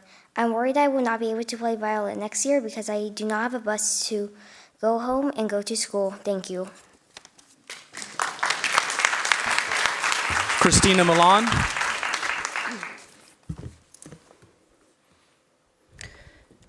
As a parent in this district, I am troubled by the continued lack of information shared about the agenda items to be discussed during board meetings. The absence of redline policy documents, for example, leaves stakeholders in the dark about changes being proposed, preventing us from fully understanding the implications of these changes and providing informed feedback. It is essential that we have the opportunity to review them in detail. We deserve to be a part of the conversation, not just passive recipients of decisions made behind virtually closed doors. Transparency is more than sharing information. It is fostering a culture of openness and accountability. The current approach diminishes that accountability. By providing materials in advance of meetings, before they are voted on, this board can demonstrate its commitment to building stronger, more collaborative relationships. Our students, teachers, and community deserve nothing less. Thank you. And I'll leave you with a list of examples and send digital copies by email and follow-up. Dallas, Austin, San Antonio, El Paso, Fort Bend, and Houston ISDs, they all do it. And Your so time does has the expired. State Board Please of conclude your Education. comments. Thank you. Kay Lee. As a former student, I was excited to return as an educator to give my students the same amazing opportunities I had. Sadly, in the past few months, I have seen those opportunities stripped from them as I watch them cry about not being able to go to the library more than once a month. The panic when they realize they are tardy because of the long car rider line, or their looks of hopelessness of not being able to come to tutoring now because we can't supply late buses and their parent works. In the midst of this, I'm doing all I can to lift them up and help. But ultimately, it is not me who makes the decisions, it's you. Lately, I've been seeing a lot about how those decisions are in the best interest of children, but I have to ask, are they actually? It is hard to agree with that when I see how this affects my kids daily. Actions speak louder than words, and I've seen you say this repeatedly, but your actions are saying otherwise. Please help me understand how you expect us to help our students see that we really do have their best interests at heart. Because right now, our students are hurting emotionally and losing academic opportunities that have been provided for years. Please be the voice you promised the kids in this community you would be. Thank you. Jasper Skoda.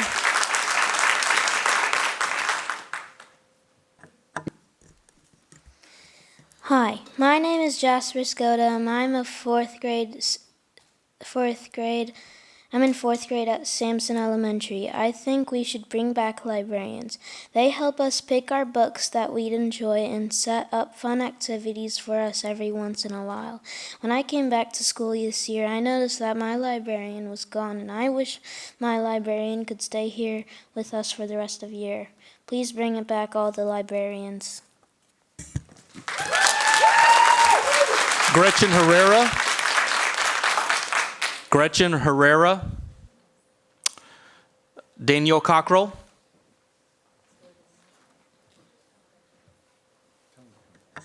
Good evening. We were reminded today that this is a business meeting, not a public meeting. We are your stakeholders. Repeatedly, decisions are being made for students, staff, parents, property owners, and businesses disregarding input from those affected and experts in their respective fields. The school board is elected by the public to represent the interests of the members of CFISD. This is not a platform for personal agendas to groom the school district to fit an ideology of how and what students learn, who they pray to, or how parents should parent their children.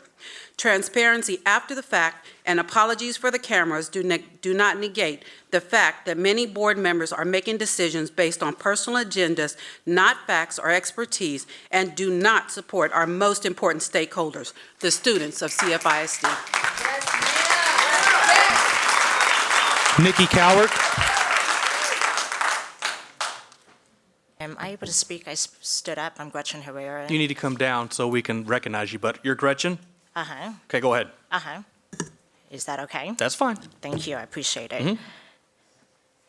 This morning, our district proudly posted September's Bringing Out the Best Character Trait on Facebook. It was fairness. It went on to describe fairness as a lack of favoritism toward one side or another.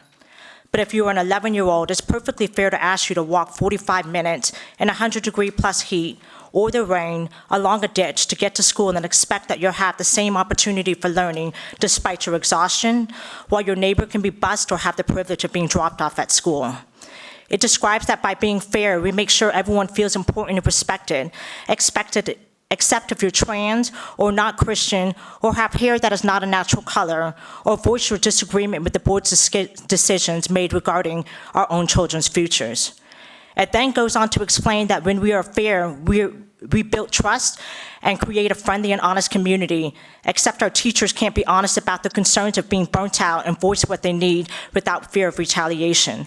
The video ends with, let's be fair in what we do, say, and how we act every day.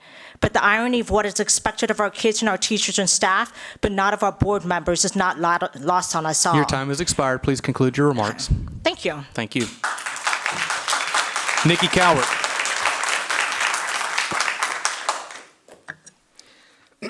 My name is Nikki Cowart. I'm a Cyfair ISD alumni, parent of 2 current CF students, also a parent of 2 CF graduates, Cyfair homeowner, business owner, but most importantly, the proud president of the Cyfair AFT. Our local union represents Cyfair ISD teachers, police officers, librarians, counselors, coaches, bus drivers, food service workers, and custodial staff. I was here on Thursday night, and there was much talk about bridging or closing the gap for students, but at a business meeting work session, we also must talk about bridging the gap between trustees and management and employees through open, honest, and ongoing communication. Last week, I emailed all of you an invitation, and our union stands ready to collaborate with all community stakeholders and anyone willing to fight for our public schools. Our union motto is verbatim, fighting for those that fight for our students. We hope to see you on September 17th for our first listening session. Jen Williams. Good evening. My name is Jen Williams. I'm an elementary resource teacher in Cyfair. I'm going to respond to a few reoccurring comments from the board. First, a comment was made about data and having more assessments for our disadvantaged populations. I guarantee that, as Dr. Macias stated, thank you, we are constantly collecting data and analyzing the data to drive our instruction. My students need more time receiving their interventions, not more assessments. If I'm being honest, in my opinion, our students receiving intervention should be exempt from all common assessments. The board constantly talks about supporting teachers, teacher retention, etc. Here's an easy one. Don't vote to censor Texas-approved science curriculum. Give us full access to the learning platforms we use to enrich our students' learning. At the elementary level, we lost access to Explore Learning, Reflex, Fracs, Gizmos. This is a huge loss. Upper elementary lost M-Class, such a great assessment. Lastly, teachers communicate weekly, if not more, about what's being taught. Parents read your email, sign into Home Access Center, opt into all options you want your child to access, such as opportunity to read at levels higher than what the board has deemed appropriate. Check your child's grades regularly.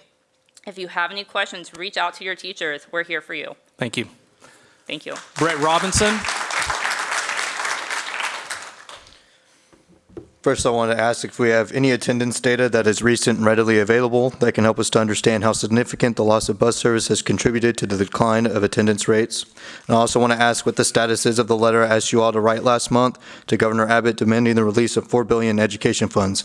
KHOU reported that this $4 billion has already been allocated by the Texas legislature and is being held hostage in the state treasury. I need to make this clear for everyone in the room and watching online. The Texas Ledge is one of the most fiscally conservative bodies in the U.S., and it is in our state constitution that the Ledge is not allowed to go into debt. So when our representatives allocate funding, they mean it. As it stands, Governor Abbott is the only actor standing in our way from state funding.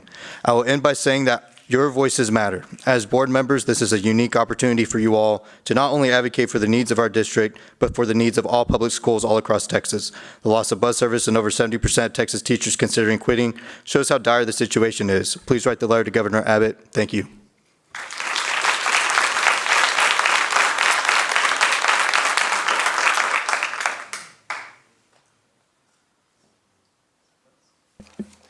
We have two speakers that will be held at the very end of our meeting. This time, we now go to the port source portion of our agenda. We're going to close now. We're going to close now? Yeah.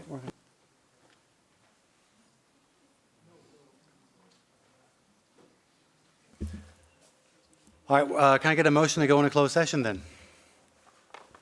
So moved. Second? Second. All in favor? For this. We're now in closed session for the two speakers, and Marnie, if you'll take care of handling that portion, correct? We'll be back in a couple of minutes.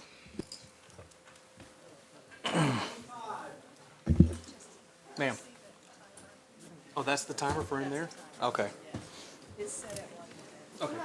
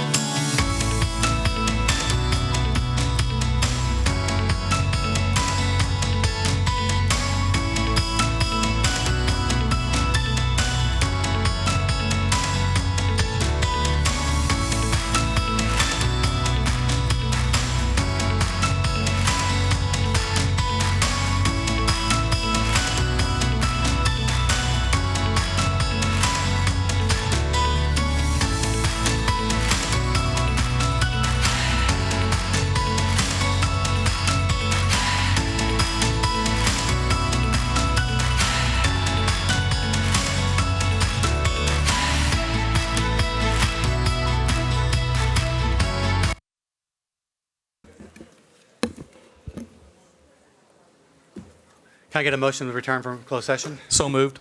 Second that. All in Second. favor? We're now at a closed session. Reports portion of the agenda was presented at the board work session on Thursday. However, we have one speaker for this evening. Leslie Gilmart, you have 2 minutes to speak.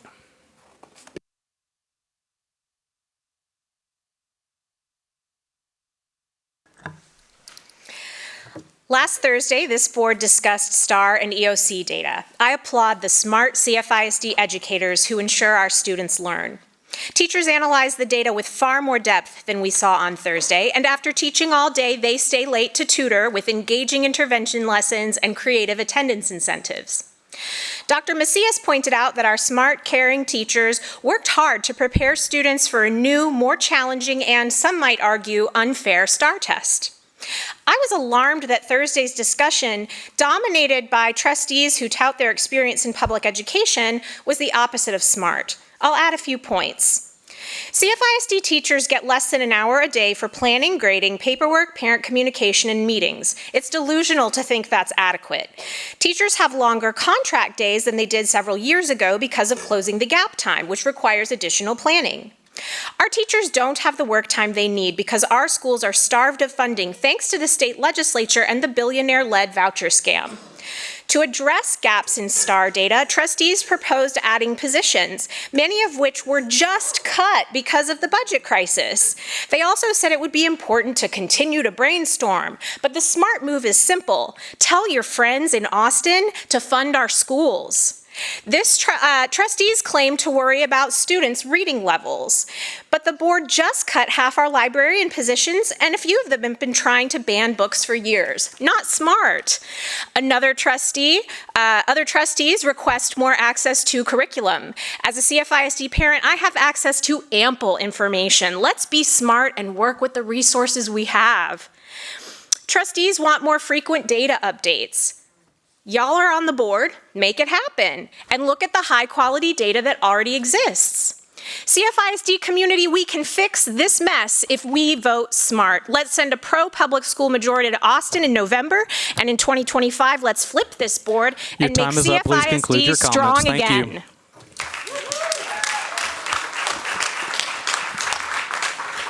The board will now review the following consent agenda items. During the review of the items, any board member may remove one or more items, at which time these items will be addressed and voted on individually. If any board member has a question regarding an agenda item, please ask to be recognized for consent agenda items. 6A, the board consider approving minutes for August 12th, 2024 regular board meeting. 6B, the board will consider authorizing the superintendent to execute a memorandum of understanding for Prairie View A&M participating in the school psychology curriculum. 6C, the board will consider approving on second reading additions, revisions, deletions, and district policies 6C1, CKE, 6C2, CKEA. 6D, the board will consider approving bids and contracts authorizing purchase requests for posted agenda items. 6D1, ambulance and EMT services. 6D2, college readiness and career interest test. 6D3, electronic technology equipment. 6D4, floor care machine replacement parts. 6D5, grocery and general merchandise. 6D6, refrigerated trucks. 6D7, roof repair services. 6D8, truck wrap nutrition services. If any board member wishes to remove one or more items for further discussion, please do so at this time. If not, I will entertain a motion to approve the consistent items as recommended or amended. President Henry, I move to approve the consent agenda. May I get a second? Second. All those in favor, signify by raising your right hand. That's 6. All those against? And we have one abstention. So 6, 1 abstention. We'll now proceed to non-consent agenda items. 7A, the board will consider approving on first reading revision or deletions district policies. 7A1, DEA, compensation benefits. 7A2, DF, termination of employment. 7A3, DFE, termination of employment resignation. 7A4, FEA, attendance, compulsory attendance. 7A5, FFI, student welfare, freedom from bullying. May I have a motion, please? I move that the board approve on first reading additions, revisions, or deletions to district policies, DEA local, DF local, DFE local, FEA local, FFI local. May I have a second? Second. Are there any questions at this time? Go ahead. I do have a question regarding DFE local. So it's 7A3. Thank you. I spent some time thinking about this more since the work session, and I have a concern about the additional language that was added, stating that if an employee has resigned without good cause, that they are not eligible for reemployment with the district for a period of 5 years. I know there was some discussion that codifies current practice in that employees would not be rehired if they resign without good cause. My concern is when employees resign without good cause, specifically teachers, the names are submitted to SBEC, the State Board of Educator certification, and then SBEC determines if their certification is, what's the right terminology, on hold, sanctioned for a year, right? Okay, so it's for a period of time. My concern is with this language that we currently have a shortage of teachers. 5 years seems extreme. We know from when we've seen teachers who have left, even without good cause, that sometimes it's for personal reasons that while they don't have good cause, it may be reasons that in maybe 1 or 2 or 3 years they're resolved. And they may want to come back and work for Cyfair. If not, they may go and work for another school district. It may make us less competitive with other school districts who might be willing to hire that teacher back.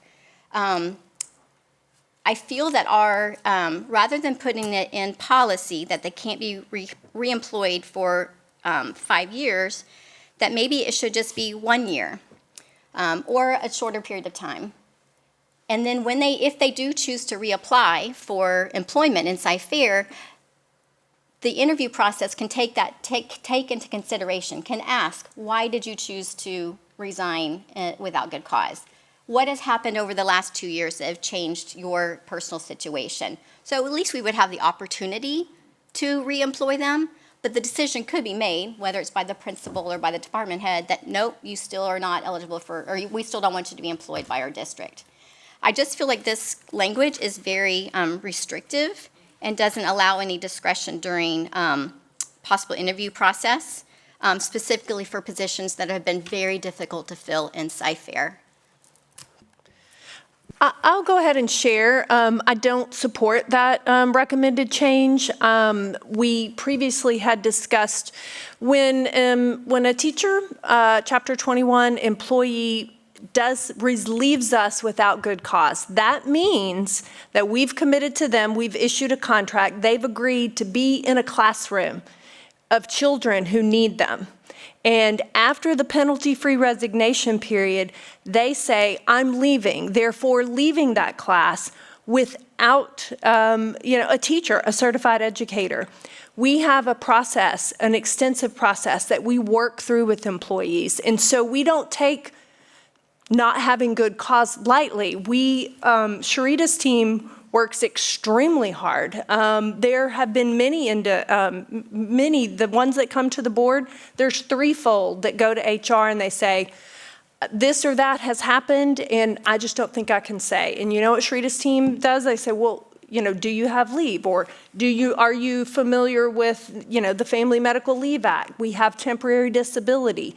And so they work with most of them, and we find opportunities for those who are willing to stay, for them to have a way. Or we say, can you wait until the semester break and we can find someone? And so if we can get a certified educator to take, if they'll stay with us, then get a certified educator to take the place, and then we find that to meet our definition. So we're talking about individuals who just said, and many times it's, I'm sorry, I found a job outside of education. I don't care, if you have my certificate or not. Or, they just say, I understand that, but I can't stay or I won't stay.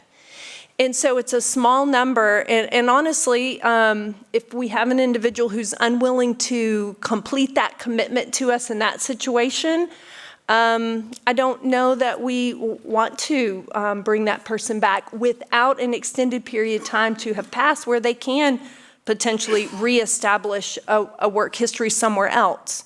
They've left us once, and so I don't know that I would not agree to a year. And so that would be what I recommended to the policy committee after consulting extensively with HR. Honestly, we considered saying they're never eligible for rehire. And so, but there could be an opportunity where someone could reestablish, I guess, trust in a work pattern that was consistent, that they were going to honor their contractual obligations to children before we decided to reemploy them. Thank you. Yes, I am aware of the process and I understand all that. I just wanted to share my concern over the length of time of 5 years given the current environment and teacher shortage. Thank you. What I would like to do, let me find my notes. If there's no other conversation, I would like to move to amend the current motion to remove DFE local so that it may be voted on separately from DEA local, DF local, FEA local, and FFI local. Okay. I'm fine with amending the motion.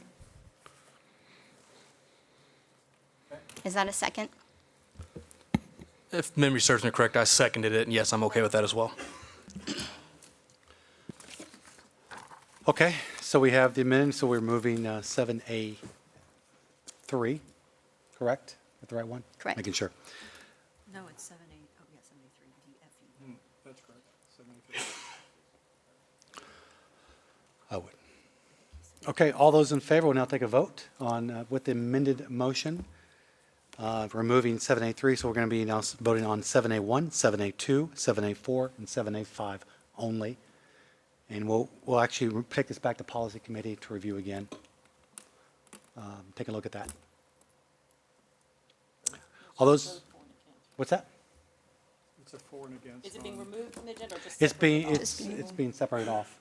I just asked to vote on it separately. I didn't ask for it to go back Oh, I to thought you policy. said, I'm sorry, misunderstood you. No, I just asked for it to be voted separately. Okay. So we're only going to vote on 7A1, 7A2, 7A4, and 7A5. All those in favor, signify by raising your right hand. All those opposed, none, it'll be 7-0 for that. Discuss the other one. Yep, so now we're going to make it a motion to approve 7A3 by itself separately.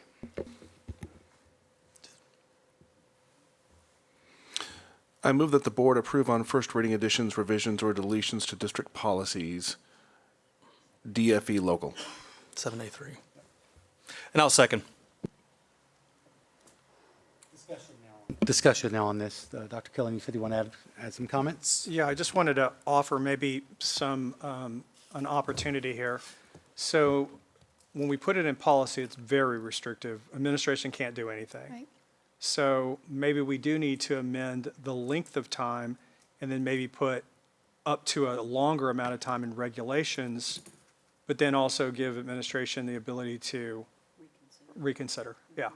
So it might get to exactly what you're talking about. So we still have Policy, I will say, in the employment context, generally speaking, we recommend as much in policy when you are talking about restrictions, just so that we have consistent application. No, absolutely. What I'm saying is, to get to where Julie's talking about, where there might be an instance where maybe we needed somebody in a certain position, and one of our administrators had interviewed one of our past candidates that had left us, but maybe had changed their ways, or maybe showed some consistent employment in another district or something like that, to where we could still do something regulation-wise. So, for instance, maybe only have a 1 year or a 2 year restriction, and then after that, in regulation, we could go further than that, maybe to the 5 years or whatever.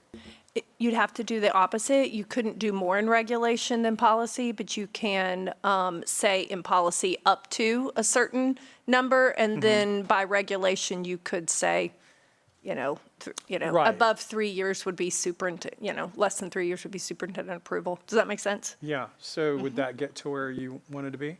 Yes. So you're suggesting changing the language to up to 5 years in policy? And That's we would acceptable. write regulations to address anything shorter.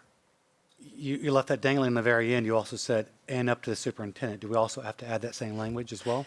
I could look at it and give you some language for second reading, but for instance, I would just say, sitting here, you could say, oops, I scrolled too far. Thank you.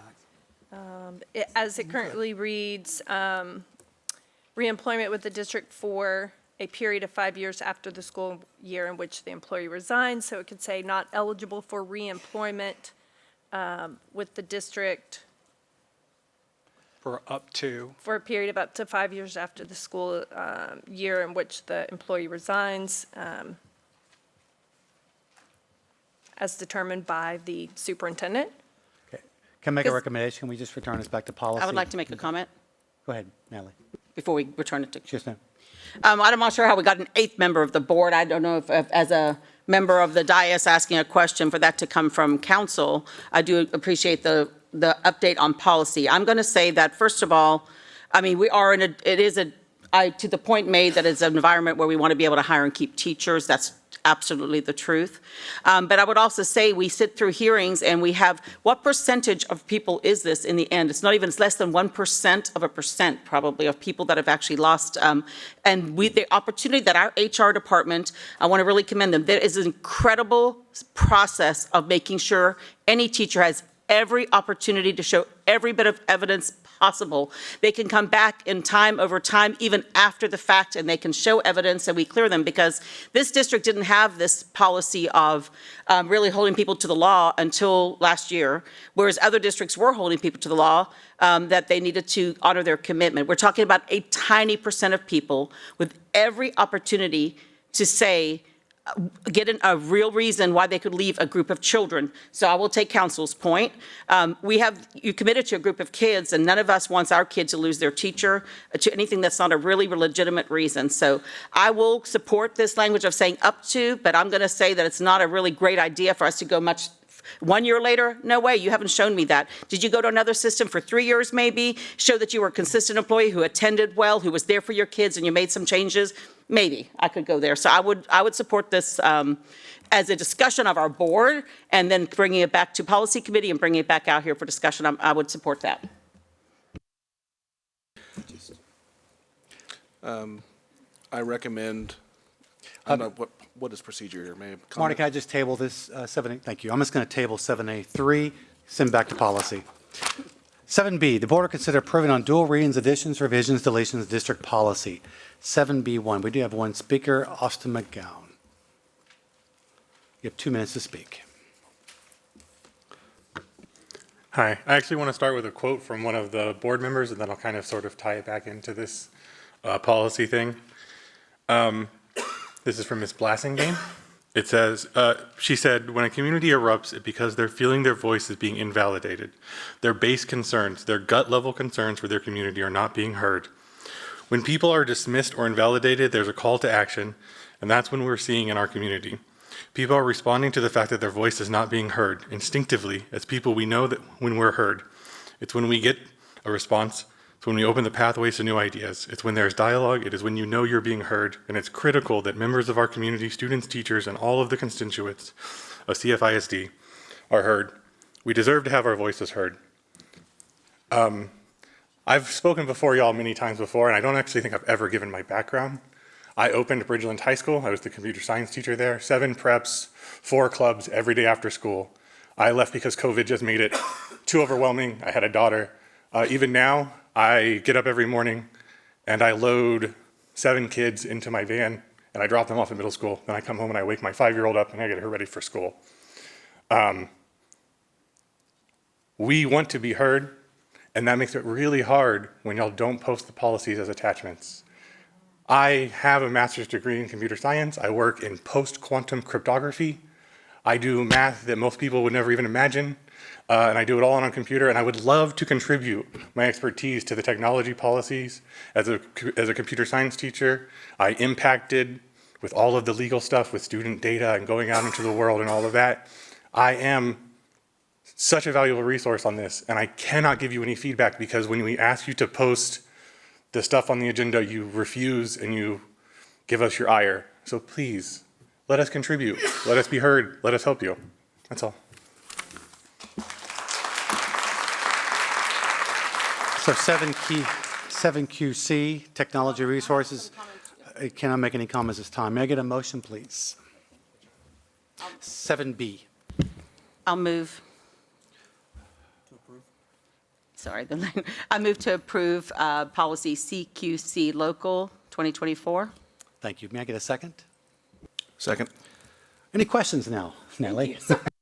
Yeah, actually, I'm very happy to see this House Bill, I think it was 18, that led to that, right? Thank you, Marnie. That led to this policy, because I have had concern. There's been concern from the dais over student data and surveys and other ways. And I'm not sure if people watch the Olympics. I was surprised how many ads were for AI, and AI the good guy, and AI the bad guy, and AI watchdogging, AI crime. And so it is here, and I do think we have to follow innovation and technology in our instructional materials in AI and in our security apparatus that has AI. But I was happy to see the section 1 in the policy because, and so I'm making this comment so I can understand policy or regulation, and I appreciate council having given some feedback. But it does say data collection conducted on students, including personally identifiable information through electronic devices and software applications shall be minimized. So I just wanted to put on the record my concern with making sure that we do protect students' identities and staff identities as we welcome AI in. And I think this covers it, but I'd just like to see within either here or in regulation. My specific concerns include the idea that basically we know that AI has cloud servers that go outside of our system and they process data, and the way those things are smarter and made smarter, maybe like 5, 6, you probably know the audience that maybe 4 or 5 main companies that do that. And they use our data to generate their data to create their models. And so I don't think that we should be allowing it all, our students' images, our students' work samples, their writing style, anything, their names, personally, not just personally identifiable information, but their image, their likeness, their movements, the procedures of our buildings, anything like that. I want to make sure that this policy allows us to look, and given the commentary that you can have more in regulation than you have in local policy, I want to make sure that when it says shall be minimized, I would want to say that it shall be, yeah, like minimized means there's still some room for it. So I want to make sure that we don't have room for letting our students and our staff's their data leave our system into cloud servers that feeds those servers and leaves their identity vulnerable. For example, instructional games gather names, habits, opinions, work samples, and surveillance as image, audio, movements, procedures, et cetera. So do you think, council, that we have, would this number 1 allow for that level of protection of our students, and then would that need to be in? That's probably Karen or one I of was our going team to say, members. Paula, mate, what I can share is that what we incorporated were the standards that TEA with the Health and Human Services, I just drew a blank, sorry, with HHS promulgated, and so these are them. And so what it is, and Paula can probably, yeah, speak more. Here, you want to? Sorry, Paula. Because I have, as she's walking, I have seen, because we have our own models of security that you presented here before, and it does have that data security piece. And so just really understanding how those, I know we already are using some products, and I'm not sure which ones, and just how we really, I think it's a new world of understanding, so how we really are making sure that we do not give the data away, that our parents can trust that. And then I'll make another comment afterwards. Okay. I don't know if you recall last February when technology presented and to meet the board monitoring goals, we talked about creating a safe digital ecosystem. And with that, we purchased a tool, or we developed an internal process called a digital review process. And this process helps us to ensure that all applications, programs, websites, subscriptions, online subscriptions are properly vetted according to standards. And these are not standards that we've created. We have subscribed to a service. It's called a One EdTech Community. And that community uses rubrics for data privacy, data integration, cybersecurity, and they also have an AI rubric that they measure. And so a lot of school districts and higher ed institutions are starting to use this same community to have a standard for grading applications. Paula, just a quick question on that. Is that why some of the programs that we currently have today are no longer because of that same rubric? That is correct. Thank you. Well, thank you. You guys when you presented the model last time, I was very impressed with the level of, and just super excited to hear that there's actually that community forming, because I've been worried that it was kind of the Wild West, and Yes. I didn't see actually the leadership at our state level that I would like to see on this. So I'm glad to see that the districts are, and I'd love to meet with you to learn more about that tool. So thank you very much. And I would also say, so it might be that the tool is the method for it, but if anything's, I know there have been some products that may have put some images and likenesses at risk, and and it didn't come before a vote of the board, and so I would also want to have in policy and regulation that if there's something that's going to utilize AI in any which way that would send this message out to these big AI servers, it may be hit by your policy that's coming out of this group, that rubric, but if not, that it would definitely come before the board for approval before it would ever be implemented. So I'm not sure if that would be regulation, or, because if there's instructional materials or security materials or anything that is sending our data out to the big AI servers, we would need to know and vote on it as a board, is my request. Well, maybe we can put that forth in a question to Karen's group. Yeah, it As a sounds separate question, see like if this relates to that first. sounds operational Yep. to answer your question, because it would be the type of thing that, like, the superintendent would create a regulation to advise, because not every purchase or not everything comes to the board. Some things are delegated by policy, some of them don't hit the purchasing threshold, but that would be something that we could talk about developing through regulation. It's because it would be operational. Thank you. That sounds great, and I appreciate, I'd love to learn a little bit more about that rubric. That's great to know, and as usual, you guys are super far ahead of the curve. I appreciate you. Thank you. Thank you. And Paula, thank you for all you do as well. Yes. Thank you. Great job.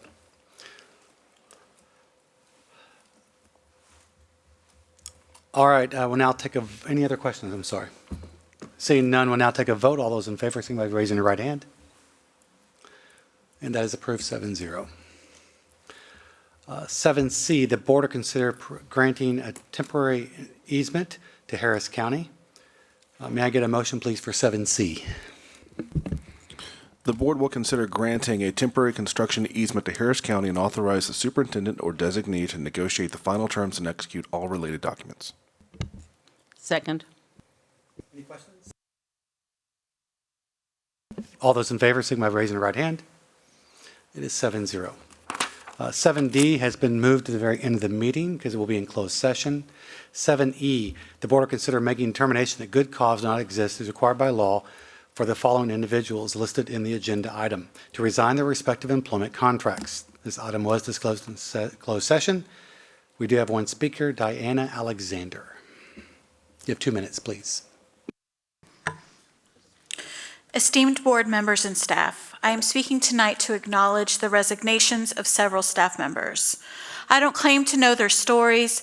Maybe they had a family move or other circumstance that necessitated their departure. I do know that as a veteran educator, it's never been harder to work in public education. And I don't know about the path to amazing. I think that teachers and staff are already amazing. I want to acknowledge my special education team at Dean Middle School. They do the most for our kiddos under difficult conditions. As a leader, I look for remedies to make processes smoother, listen to their concerns, and lighten their loads whenever possible. I don't worry about their hair color or whether they wear jeans. It has nothing to do with how they break down instruction into scaffolded steps or teach students about using deodorant and life skills. We have bigger fish to fry. I want my teachers to know they are enough. You are doing enough. You staff listening at home, you are enough. Let's be clear, as a field dominated by women, we routinely get guilted into doing more and more. I have been at this a long time and learned the better we are at our jobs, the more is piled on and on and on. Truthfully, there is no mystical magic involved. At some point, people can break. As the board and district leadership, you have dominion over policy. What are you doing to lighten loads of teachers and staff? What are you doing to let teachers know they are enough? It doesn't look like policing their hair or clothes with regressive policy. It doesn't look like invalidating staff fatigue, praising people for unpaid labor without pursuing solutions, or eliminating sections of science curriculum. That paints a whitewash over the real struggles people are facing due to budget cuts.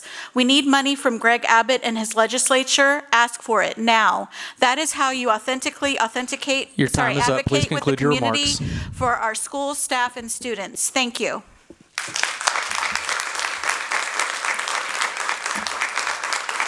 Are there any questions on 7E? Seeing none, may I get a motion for 7E, please? I move that the Board of Trustees render a finding under Texas Administrative Code, Chapter 249.17D, that good cause did not exist as required by Texas Education Code Sections 21.105C, 21.160C, or 21.210C for the following members. To resign their respective employment contracts and to notify these employees in accordance with the law that the district is submitting a complaint to the State Board of Education for of educator certification for contract abandonment. May I have a second? A second. All those in favor, signify by raising your right hand. 7-0, Ollie. 7F, the district will consider an appeal of a decision denying an inter-district student transfer request. This item was discussed in closed session. May I get a motion, please? I move that the board A, uphold the decision made by the administration, or B, approve an intra-district transferred, pardon me. Sorry. I move that the board A, uphold the decision made by the administration. May I get a second? I'll second. I know two members are going to abstain. Yes, I'm going to abstain from voting because I did not attend the hearing because I recused myself. Okay. And I as well recused myself. No questions on this since it's discussed in closed session. We'll now take a vote. All those in favor, signify by raising your right hand. Okay. And then 2 abstentions. Holly. I'd like to thank everyone for being here tonight. I'd also like to thank those watching from home. May I get a motion to adjourn into closed session to discuss? So moved. And I'll second. Somebody raising their right hand.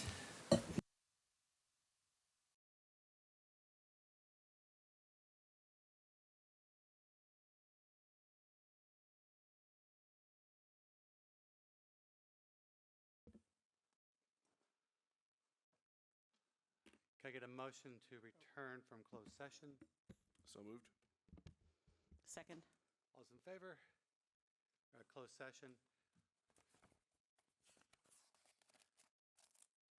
Concerning item 7D, the board consider authorizing the district to participate.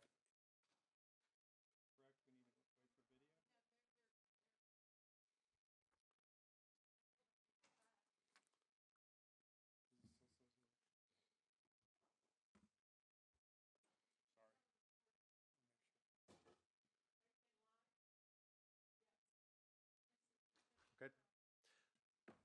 7D, the board consider authorizing the district to participate in litigation against Texas Education Agency regarding the public school accountability system. This item was discussed in closed session. I will move to table this issue to the superintendent for further action by him and direct him to take action according to his direction by the board. Don't need to take a vote on this. May I get a motion to adjourn? Do we need to second that, or? No, just a table. Thank you. I'll second that. All in favor, raise your right hand. We are now adjourned. Thank you very much.